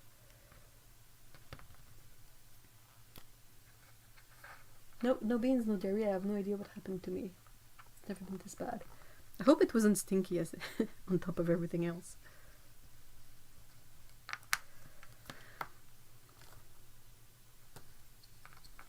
So this is basically their sort of Quinn Gold mix.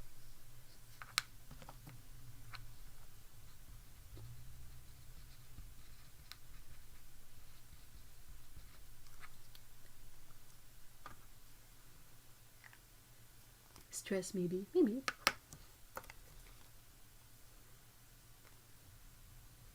Can stress make you fart? Dude, stress makes everything come out. No, thank God it didn't smell. Wait!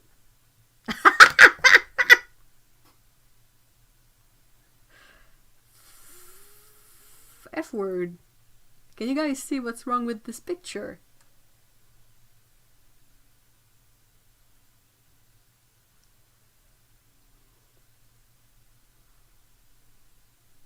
Now, what am I gonna do with that?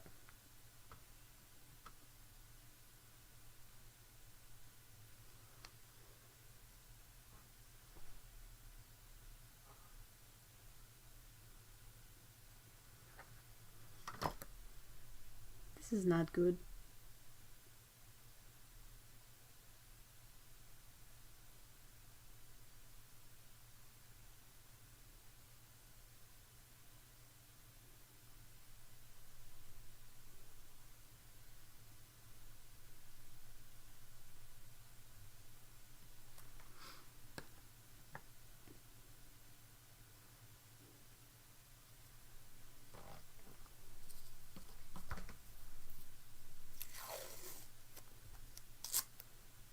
I don't have dead tubes of paints.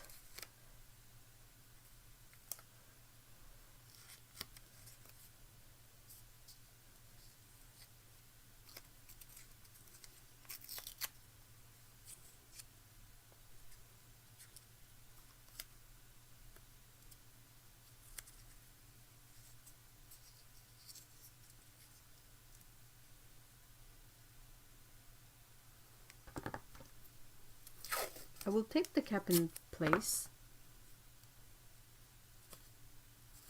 as tightly as I can, and I'll put it in a plastic bag.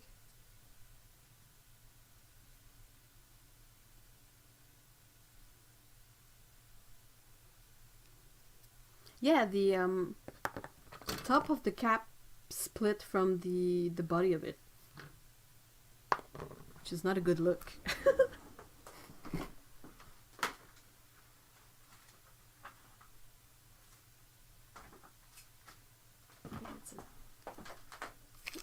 I'll get it back later on.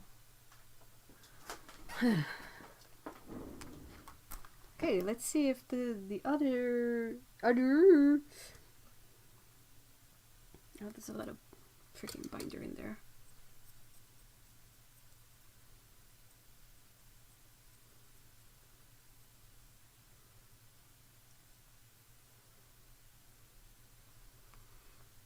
I'll have to get to these dot cards sooner rather than later, I guess.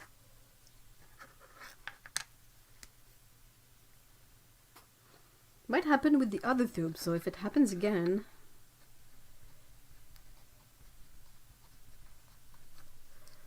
polish brown, pigment number 25.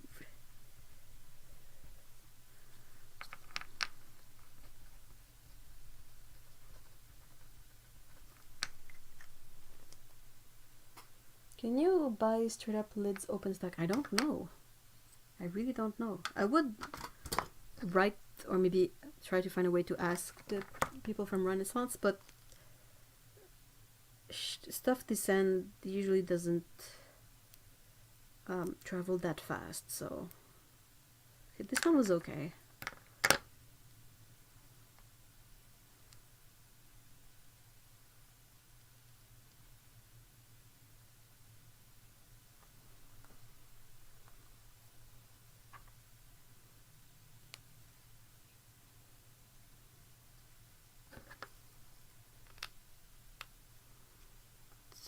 really have to get to the dot cards soon.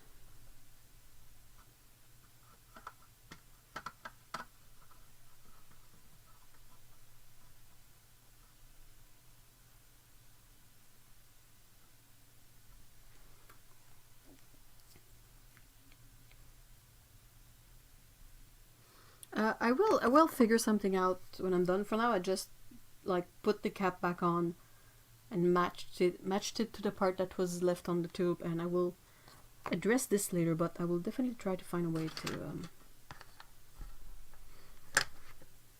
I've had other caps break at the weird parts, and I've had tubes that break at the other end too. So not necessarily Renaissance tube, I mean in general.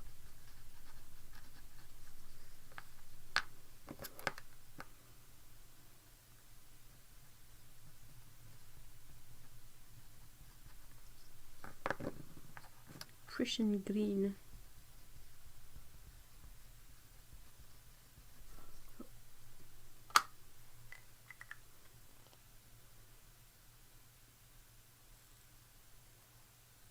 Thing is, I don't want the full tube to dry yet, because I wanted to make dot cards that include the full range.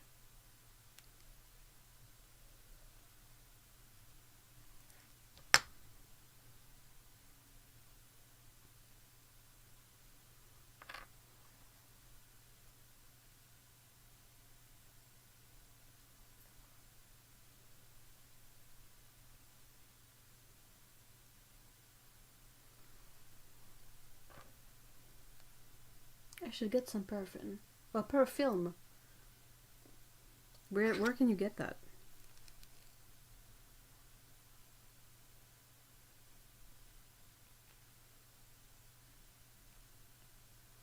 Yeah, I could pour it in one of my paint making jars. That's a really good idea. If decapitates watercolor tube 2020 colorized. Maybe mush. Oh my gosh, that would make a mess. I am Team MacGyver, but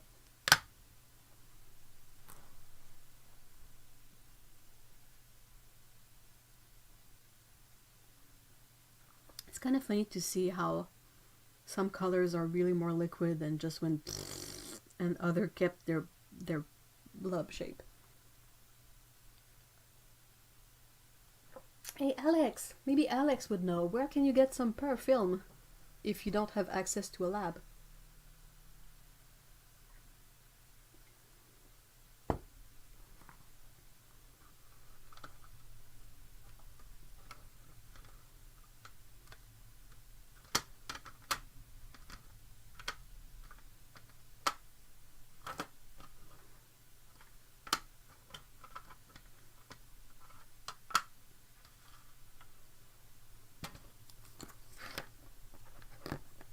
A bit of parafilm. Oh, if you want to, Paulo. I don't want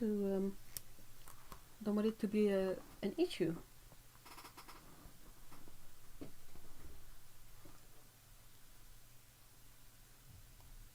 It's a bit like how parchment paper is so useful for everything. Sorry.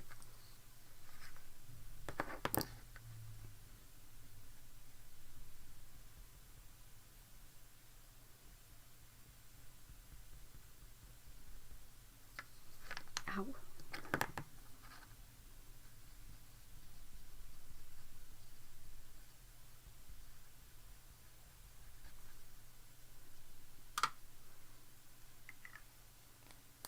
But no ugly postcard this time. It's fine. Don't worry about it. And thank you. Why from me, of course. Okay, but just let's say someone doesn't know you guys.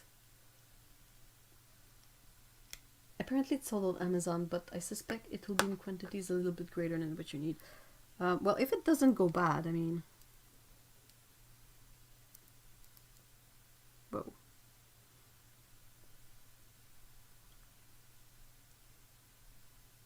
But yeah, I mean, I'll put together the dot cards soon. Since I made the grid for them, I made the paper I just haven't sat down and like made them. It's a bit difficult to find the drying space when you make a bunch of dot cards all at once, right?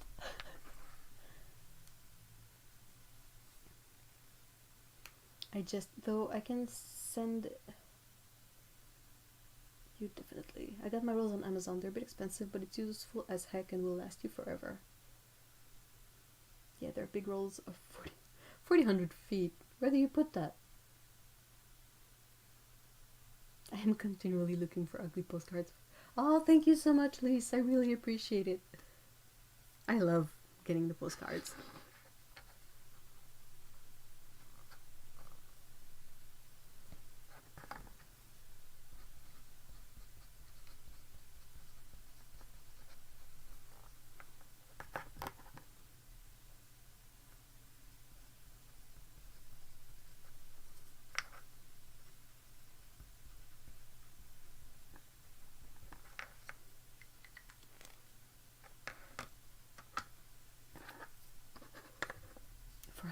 Thanks, Skippy. Yeah, you get that for forever. Do you ever boil a kettle but forget about it, then remember an hour later? Is it one that will turn off automatically? I do that all the time. I forget my tea too.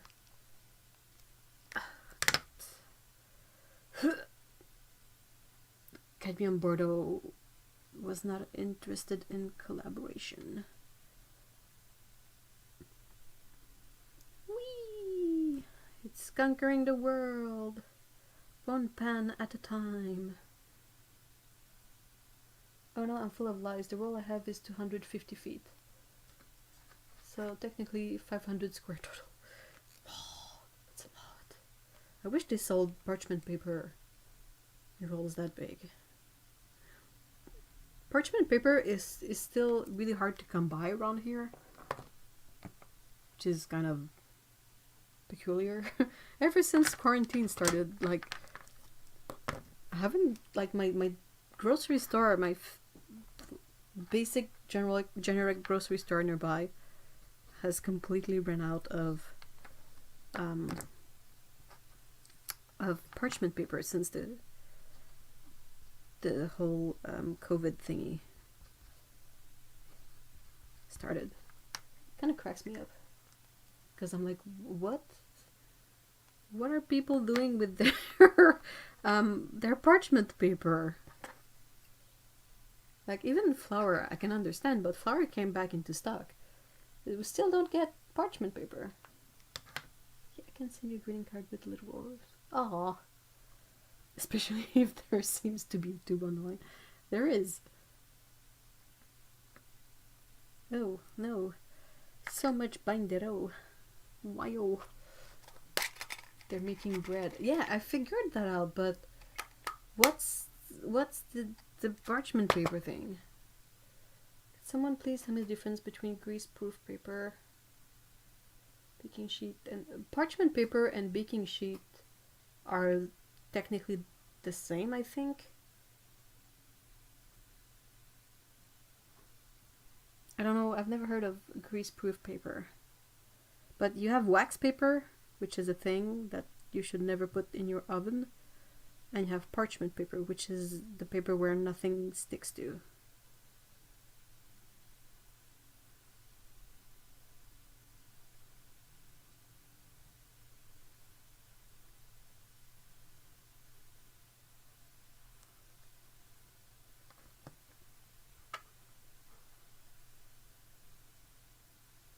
It's wild looking at the prices of Copic here and then their prices in Japan. I agree. Check out, if you can, check out the price of Holbein paints here versus Japan. It's quite bonkers.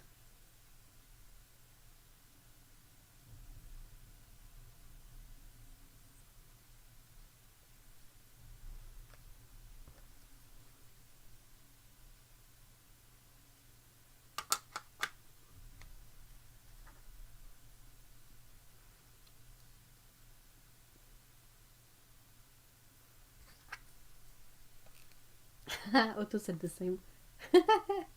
One has a silicone cover. Oh, which one? The paper manufacturer has not replaced the stock that emptied out of the distribution pipeline. Something else has priority on those assembly lines. Oh, interesting.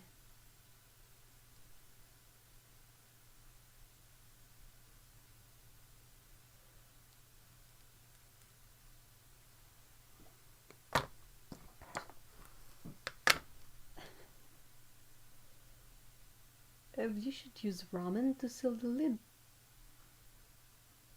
Why would I use ramen? What am I missing?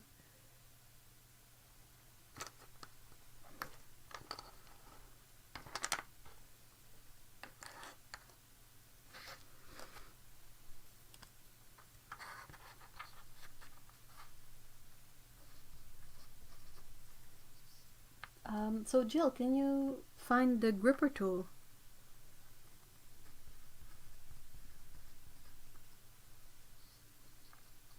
Permanent scarlet.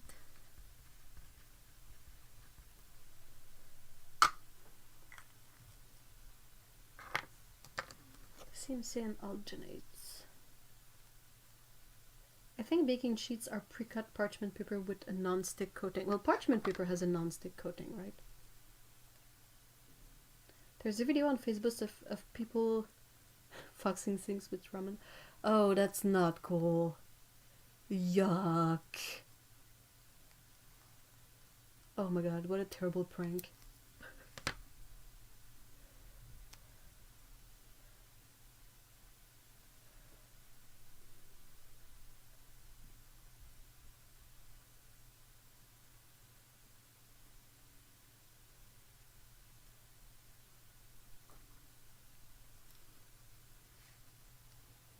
Our baking paper is white and not beige brown like the one in North America. We get both around here. The white one I think is just bleached. And the brown one is not bleached. Just check Holbein paint prices. I need to sit down. Oh, I need to add in some of my super fat Holbein paints. When I get more full pans, I know what I'm gonna put in then. We told you.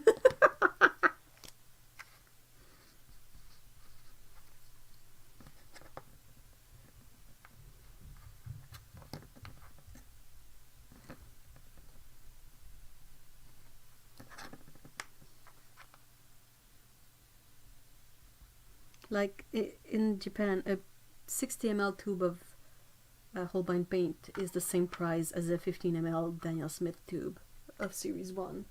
Or might be even much cheaper. Like it makes no sense.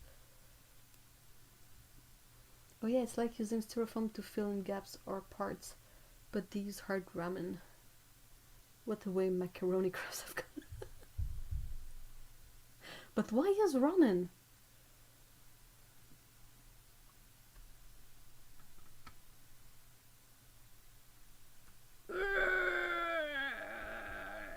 That's a thick paint.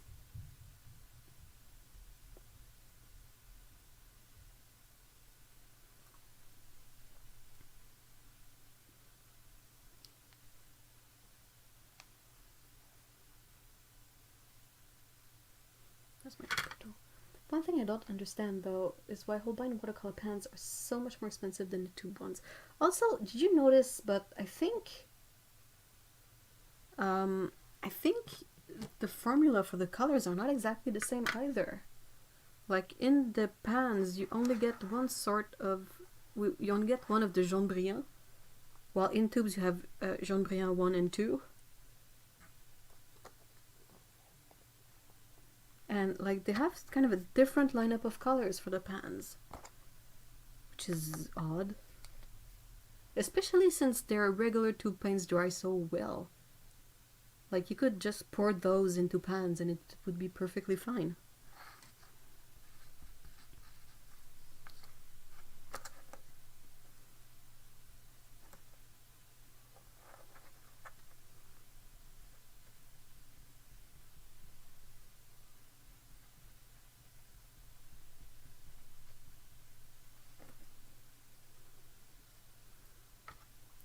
Yeah, but Holbein doesn't make 60 ml of any of my favorite colors. Oh no!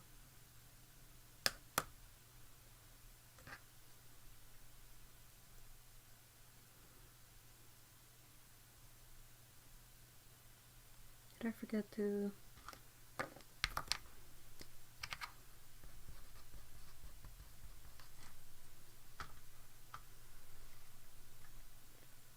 This is also odd, isn't it, right? They're like extruded paints, they're not poured paints, and well, it's maybe because of the process of extraction.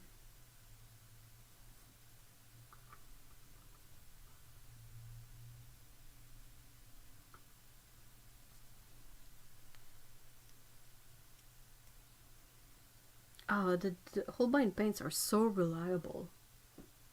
They dry so well. It's like a dream.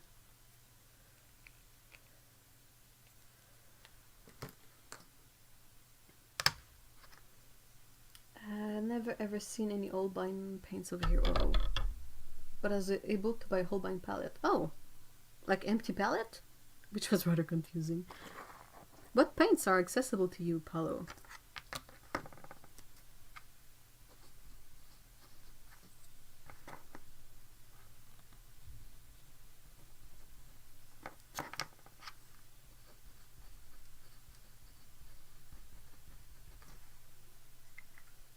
I really want to go on vacation to Japan, not only because I think it's a super cool country, but also for all the art supplies and Obunichi stores. Oh yeah. I can see the appeal. Mostly European ones. So you get Winsor Newton, Sennelier, Renaissance, Schminke.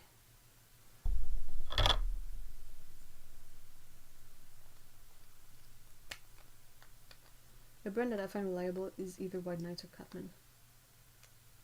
Catman. If I ever go in Japan, I need huge shopping budget and suitcase. Same. I'll try to fit everything I'm bringing along in my carry-all, you know, the thingy you can bring with you on the plane. And I'll have two luggages in the in two suitcases in the place where they put them in the plane, and they'll be empty. It's just for bringing back stuff. I have a store that sells almost everything Renaissance except the watercolor. Well, we have that here too. Like, the local chain of art supply stores has M. Graham oil paint, not the watercolor. I'm like, why?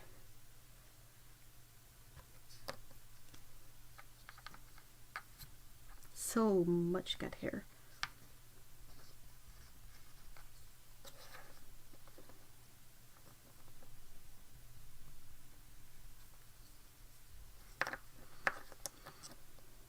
Green gold. Whoops. Oh, I can't type anymore. Can't. Not type, but write. Yeah, right.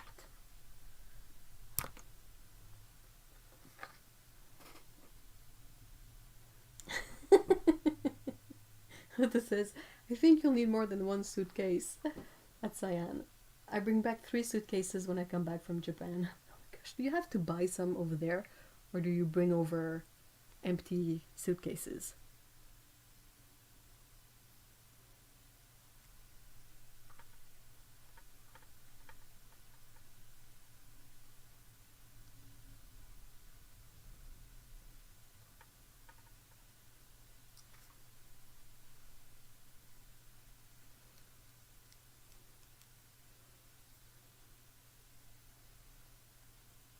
I would bring my parents and their suitcases. They never buy anything, so I could fill their bags with goodies.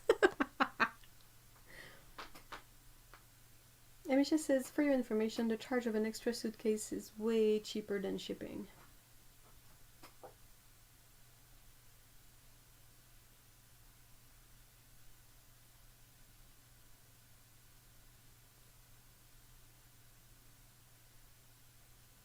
FCon Japan 2021.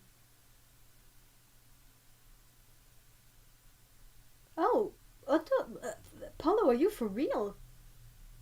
You found a Archambault Mini too. I've been looking for that stupid palette forever. I started being interested in palettes and paints just as they were phasing them out. It's a lovely travel set. It's a beautiful palette. That's a great find.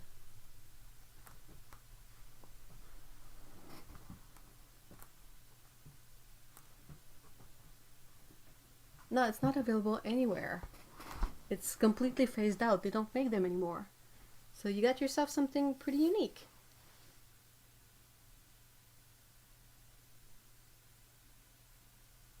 Artists found smuggling paints across borders.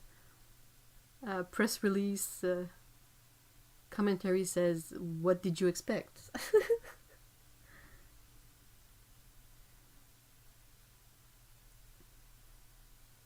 Alright, so that's a thing. What next?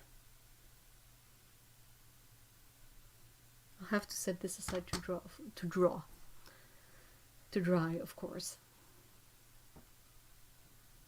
So it has one really yellow. Then we have a transparent gold ochre, which is yellowish. Green gold, which is yellowish as well.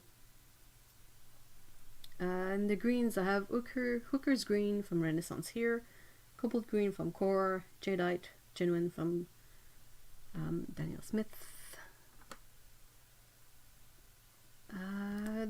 This ended up having quite a blue in there. Oh, I also have Prussian Green, which is a bit in between.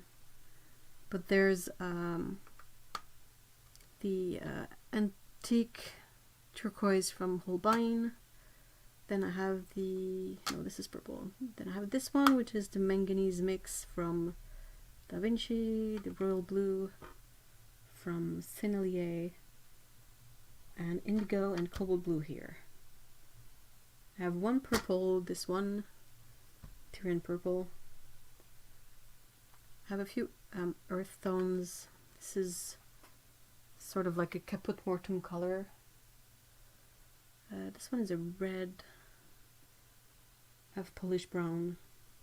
And then as reds I have permanent scarlet, cadmium bordeaux, and carmine from Da Vinci. So it has yellows, reds, doesn't really have a magenta. It has blues, greens, browns. I don't know what I should put in there.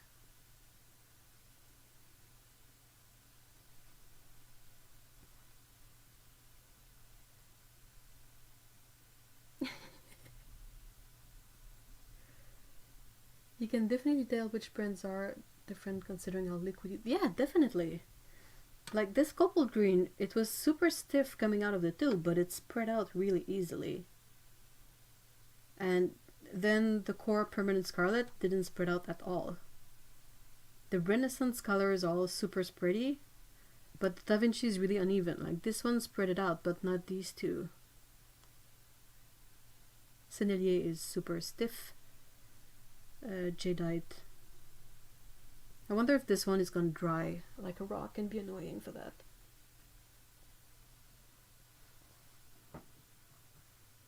Purple. I have the antique Tyrian purple here.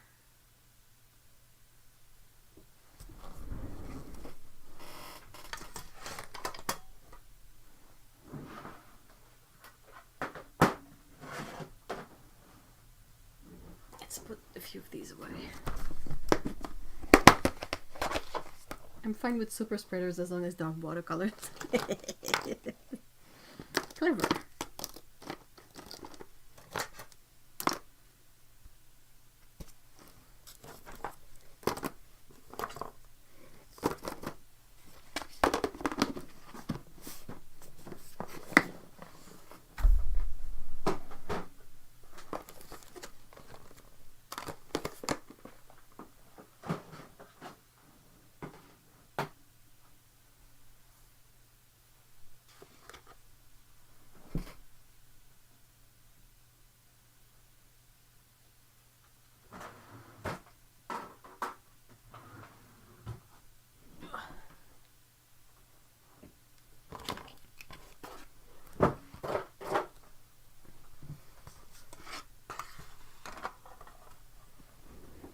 Never bring your towels on a plane. Alright. I'll have to look into my M. Graham tubes too. I think there's a few I might want to add in there.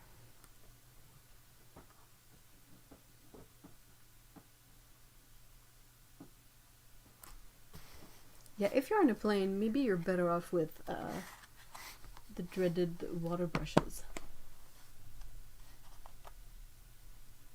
The paper mill near where my sweetheart lives sold art papers underground during World War II. I can speak.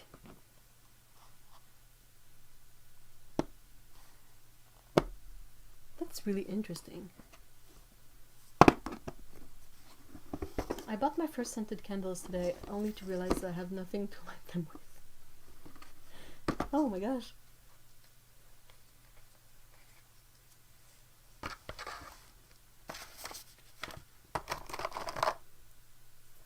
Definitely putting some shadow green in there. Ah, yes, Holbein's Yellow Ochre, one of my favorites.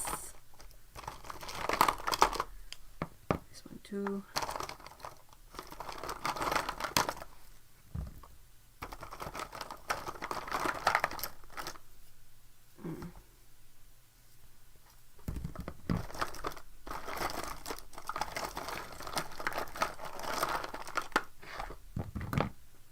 I know 6 of the other full pans I'll put in there are going to be these colors.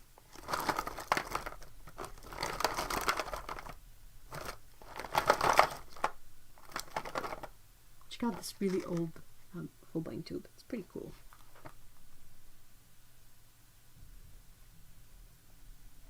I think it's pretty cool anyway. I shouldn't put it in there with the other ones though.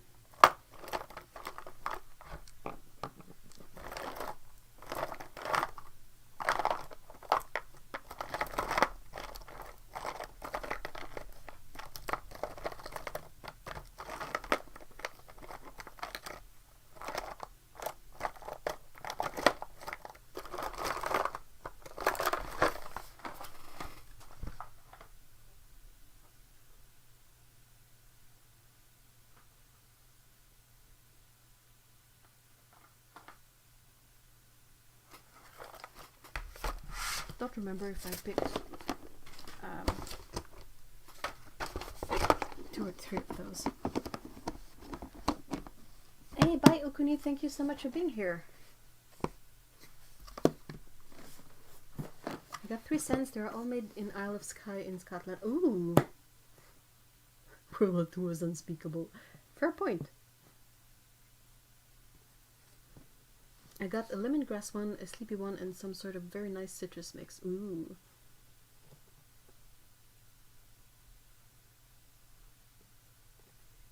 Yes, that's the big 60 ml watercolor tubes from Holbein. Yes, they're the one you sent me. Lato. Yeah, these are super old. Well, super old. Probably older than us in here. Yeah, the old labels. I'm trying to remember if I had bought 3 of those or 2.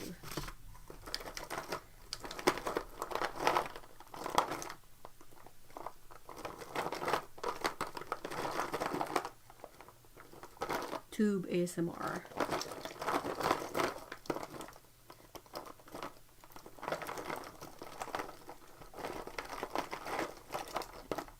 Not quite ASMR, right?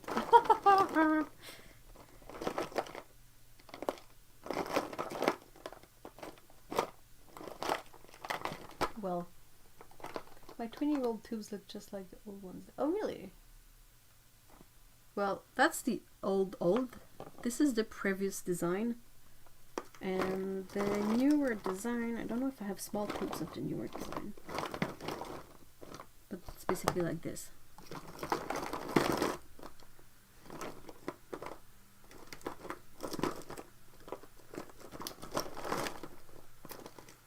I kind of miss these because the caps are a lot more fun to open than the big ones.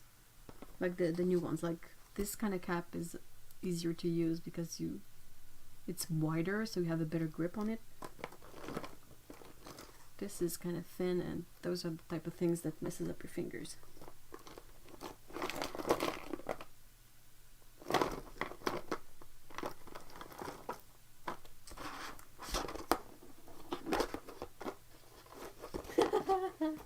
Yeah, it's like a box of crayons, but it's a box of tubes.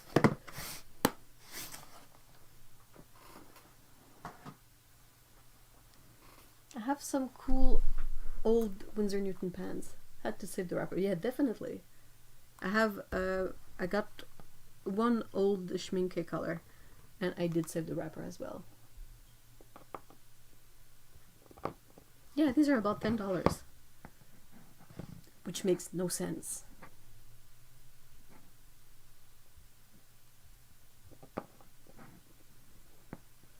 They're just as good as, say, Daniel Smith at a much lower price, and they dry so much better.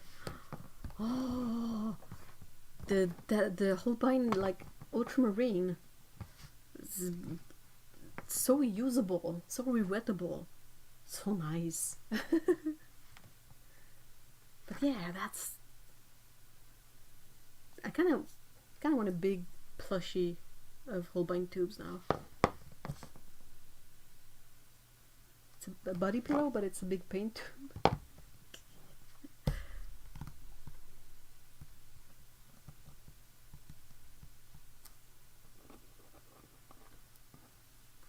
Okay, this should go into the box of discontinued colors.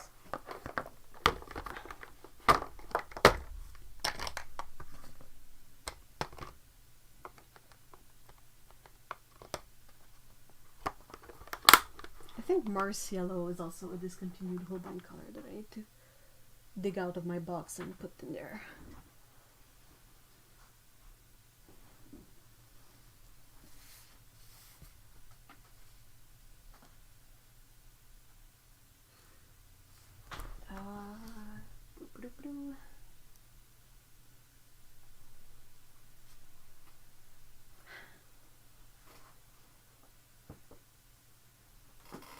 Oh, there it is.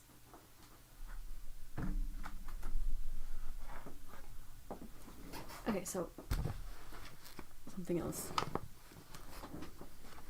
This is a sketchbook that I kind of use as decided to use as sort of a swatch book, scrapbook thing, so that I could use this book and use the caddy paper that I have that I just don't know how to use.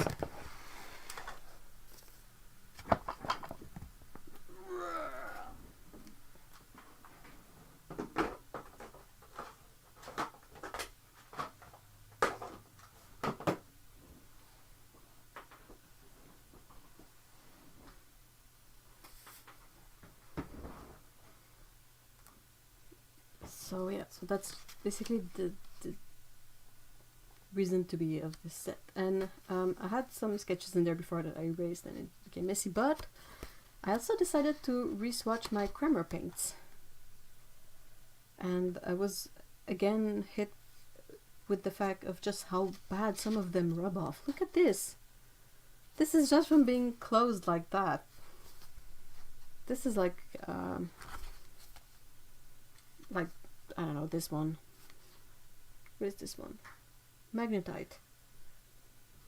And it just like transferred straight up. This one also transferred back there, so...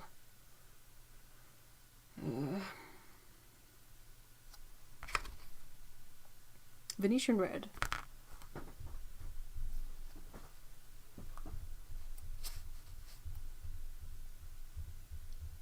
If watercolorists ever turn into zombies, we could use the 60 ml tubes against them to permanently confuse them.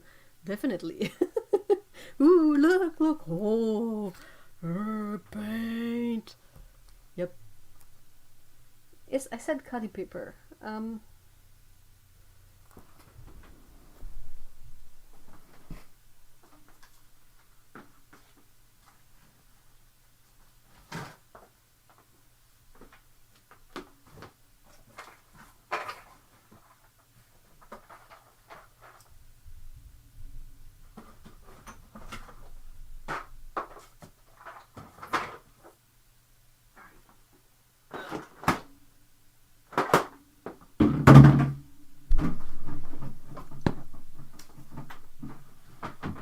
It's these paper. It says Caddy paper. It's basically like sketchbooks, but I remove the paper and cut it and stick it into this because I don't really know how to use this on its own. It's interesting. It's definitely sized because the paint doesn't just bleed out, but it's really, really textured, so you gotta be looking for that. Kramer seems to have an issue with the binder. They've had an issue with their binder for a long time. This is their binder. Look at how light it is, how liquidy. Where is my binder? Similarly liquidy, but like it seems to be much more concentrated, right?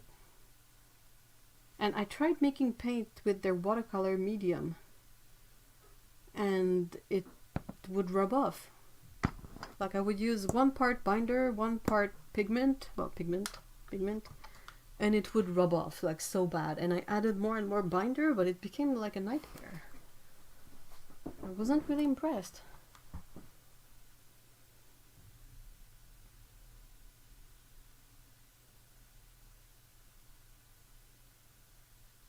Painting on heavy texture paper, got to do more of it. Yeah, I think it would be really lovely with your art, Otto.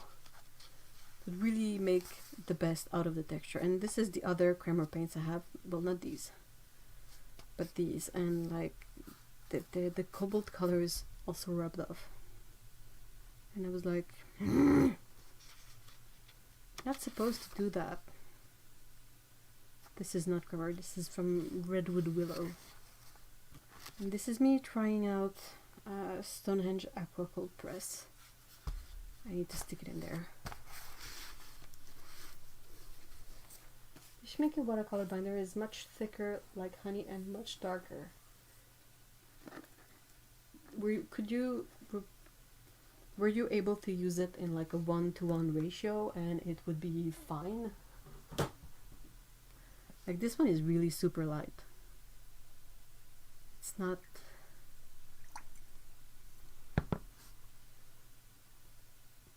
Also, I don't think Kramer's binders has any preservatives. My paints I made with them went moldy. Ugh. It says it has gum arabic, honey, and glycerin in there. Maybe not enough of it, but I'm glad I went with the Schminke binder instead after seeing this. Yeah, definitely.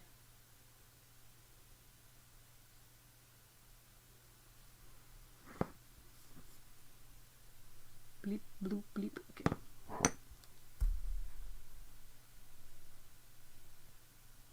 And also, hold on, another thing thinking of right now.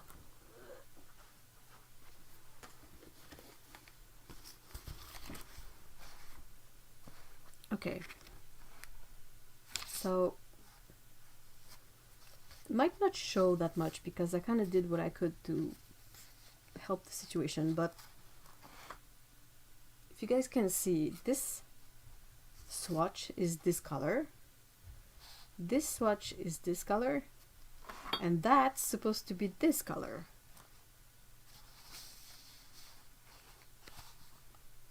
It has oxidized or something.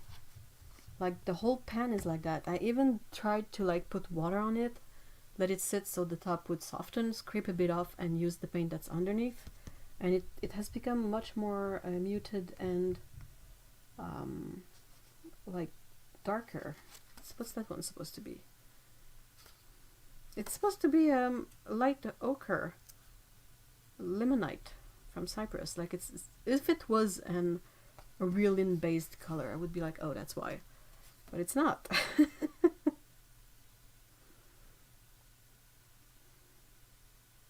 And I don't know if you can see how the gray has kind of a weird lighter deposit in the middle of the swatch too. I want to love these paints, but this is a bummer.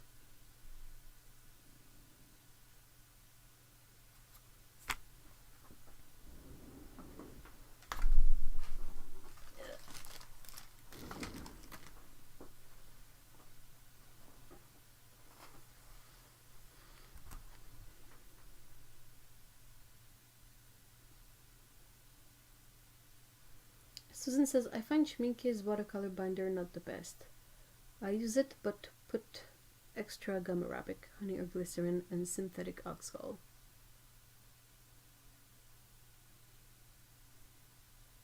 I use either a solution from Kama Pigment, or this is something that I decided to try with, like to make my own mixture using basic liquid gum arabic and adding like a bit of glycerin, a bit of honey, and some synthetic oxgall. I'm still not a fan of glycerin on its own, but the recipe I found was using it, so I was like, well, just try the recipe as it is first, and then depending on the result you can adjust accordingly.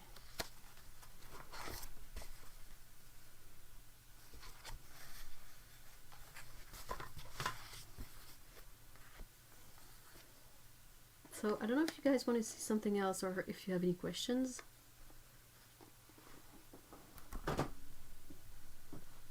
I will probably, if you are interested to see in a video, swatch these when they're dry, or I will make it a post on Instagram or something.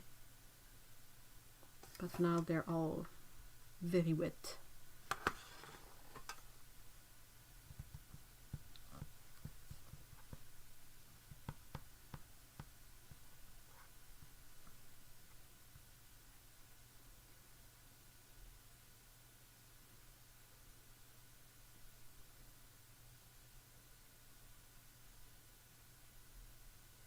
Maybe a look on your handmade paints. I have to add to my tin so I can do that.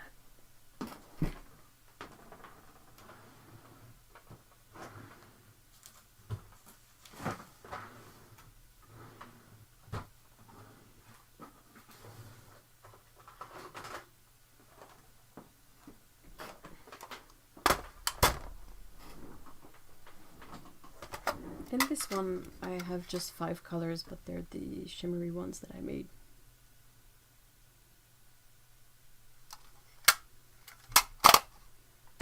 And on this one I've re-swatched them all recently, and I kept the ones that had no issues in there. There's a couple of ones that I just set aside because they were a bit problematic. Oh, bye Lindsay, thank you so much for being here.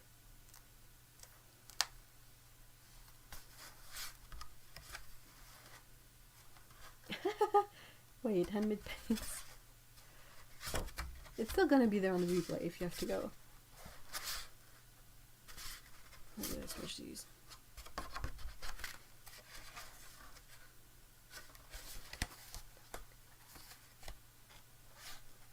Oh, there. Sorry. So,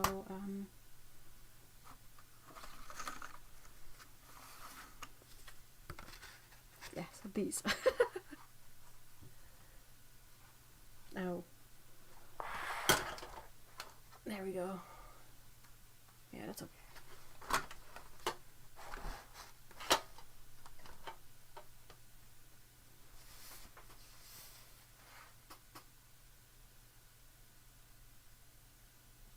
Paul Rubens glitter watercolors are just beautiful. They really seem to be beautiful. I like how colored they are. Like sometimes you have something that is shimmery, but if you paint it on black paper, all you get is a silver shimmer or like gold shimmer. You don't get the color as much. So yeah, so the two that I'm adding in today are Manganese Violet Deep, because I've redid this one. I think I made it better. And I'm also adding a new pan of Ultramarine Violet because I think it might be better. It looks better anyway.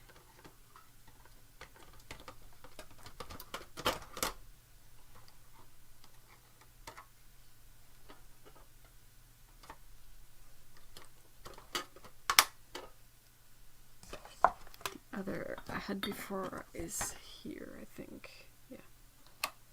This one has a magnet on it.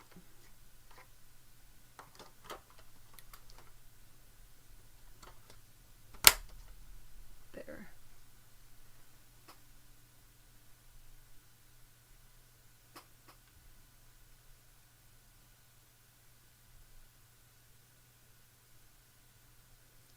please. Though it's a fair point. They can't all be winners.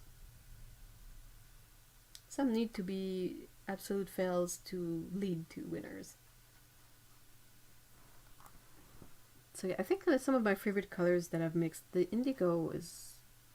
No, that's the Prussian green, that's the indigo, that's the Indian thorn blue. I really like those three. I like the sort of green gold color I mixed too.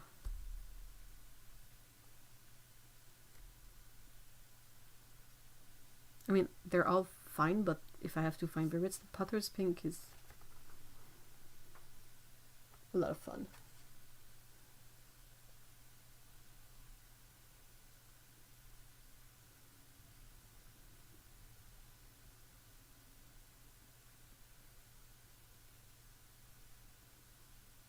So, yeah. What's this one? This one is a bit odd, so... Why is making handmade paint such a headache, guys? Why am I struggling so much with it?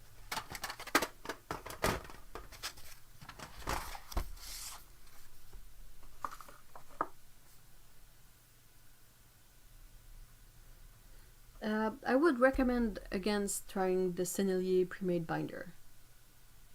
I worked with it and didn't enjoy it at all. It has smelled a bit like yogurt and it didn't really dry ever. I love indigo, but then again I'm Japanese and the colors everywhere in our culture. It's a beautiful color. I can totally see why. I find it strange that everyone loves indigo and colors close in range to it. You don't? I mean, you're perfectly fine. What I find really interesting about indigo is that on its own as a natural pigment, that's something you sort of get from nature, which I think is awesome. Because like most of the colors we get from nature are some sort of brown. Like even if you take a super bright vivid flower and you try to make a dye out of it, it's not going to be the same color as the flower most of the time. So the fact that we have a root or a piece of bark or a bit of plant somewhere that you can turn into this kind of blue dye, it's amazing. I wonder if the Sennelier binder, the one they made the tubes out of, I think it's quite possible, but maybe I should try it again. But I tried it with their own pigments and it was a bit weird. It dried really bubbly and it was sticky, and I think at some point I had them in a box and the box like fell on its side and I didn't notice, and the paint like just left the pans, and the paint like dripped everywhere. It wouldn't stay in the pan, so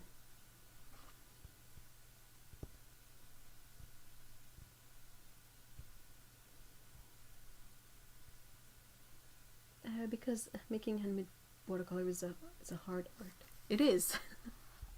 It is unpredictable too.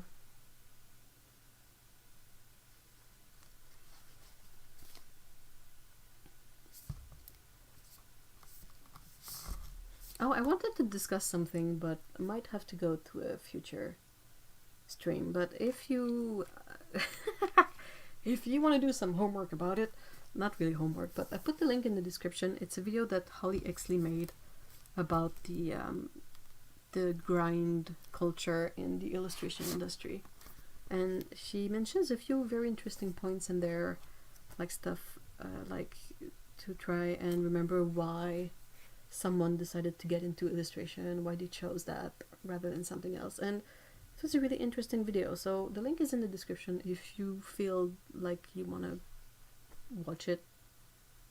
And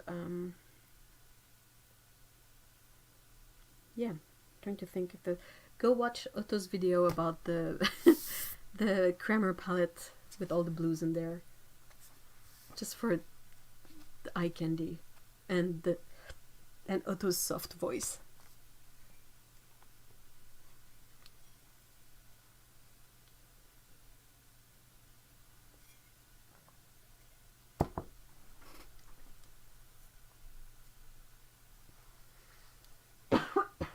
Sorry.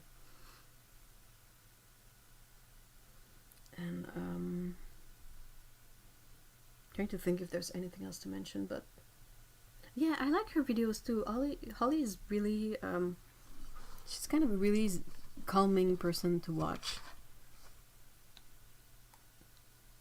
She's never like shrill or super intense, or like,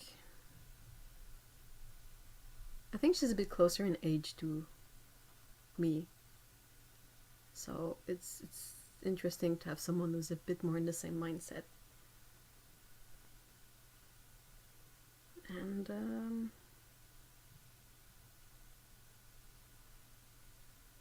yeah.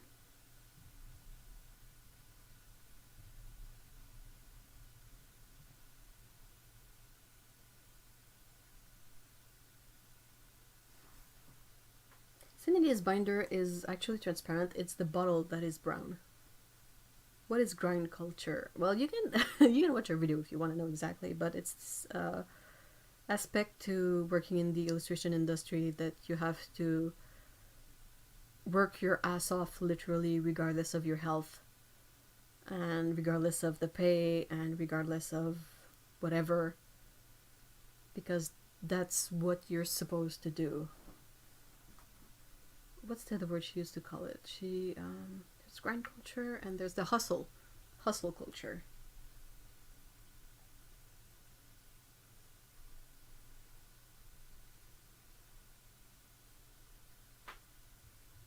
Working to 9 p.m. is bad, but if you're a freelancer, you will work the whole night through. You will work on weekend and you will accept lower pay because you're afraid that you might not get another job after that. And yeah, there's a lot of like, hi, I'm reaching out to you on a Friday because we have this thing that we need to have on Monday. So can you work on it this weekend? And like, we will pay you a fraction of what it's worth. And you're like, oh, lovely. Thank you so much. It's something, you have it in video games as well. Like, there's a lot of this sort of mindset that work is everything. I refuse to work outside my work hours. Yeah, definitely. Otto says, I've learned that working more than that really affects my mental health badly. What doesn't get done doesn't get done. I absolutely agree with you. When I was working 9 to 5, well, it was 9 to 6 jobs, I would categorically refuse to do overtime. You'd think rush jobs make you more money. Yeah, you would think, but no, it doesn't. And if you try to argue that the pay is not enough, they will either tell you that they'll find someone else, or they will tell you that that's the budget, or they will refuse to pay you as well. That happens. Needless to say how it is the software field. Well, it seems to depend a lot on who you get as a supervisor, Cyan. But yeah. Hustle culture is just another scam against the people who actually do the work. They get paid almost nothing, but the top people are raking it in. Absolutely, Amisha, I agree. The modern day scammer. It's disgusting. Disgusting? Okay, I'm at this stage where I'm inventing words. That's not good.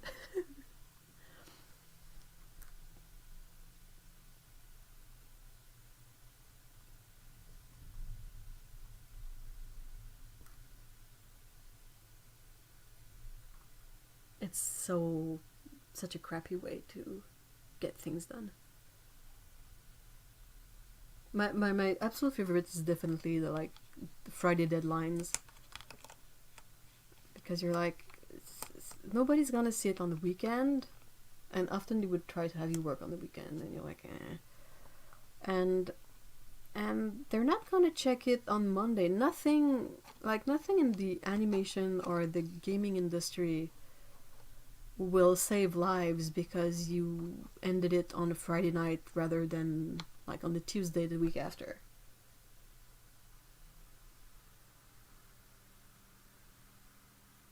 Like, having a broad deadline is necessary because you kind of need to be able to plan stuff. But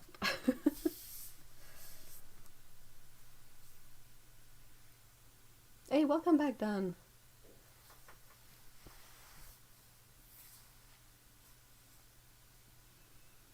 Alright. So I figure that's going to be a fun discussion to have next time. If I actually can remember that I want to talk about that. Though that gives you some time to go watch Holly's video. So I guess it's not all a loss.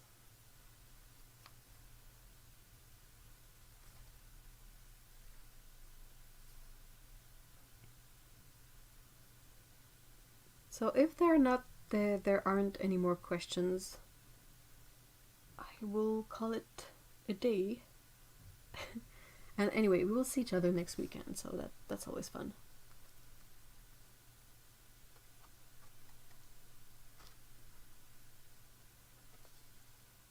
I think if you have something of quality, people don't mind extended deadlines. The whole worth the wait moment.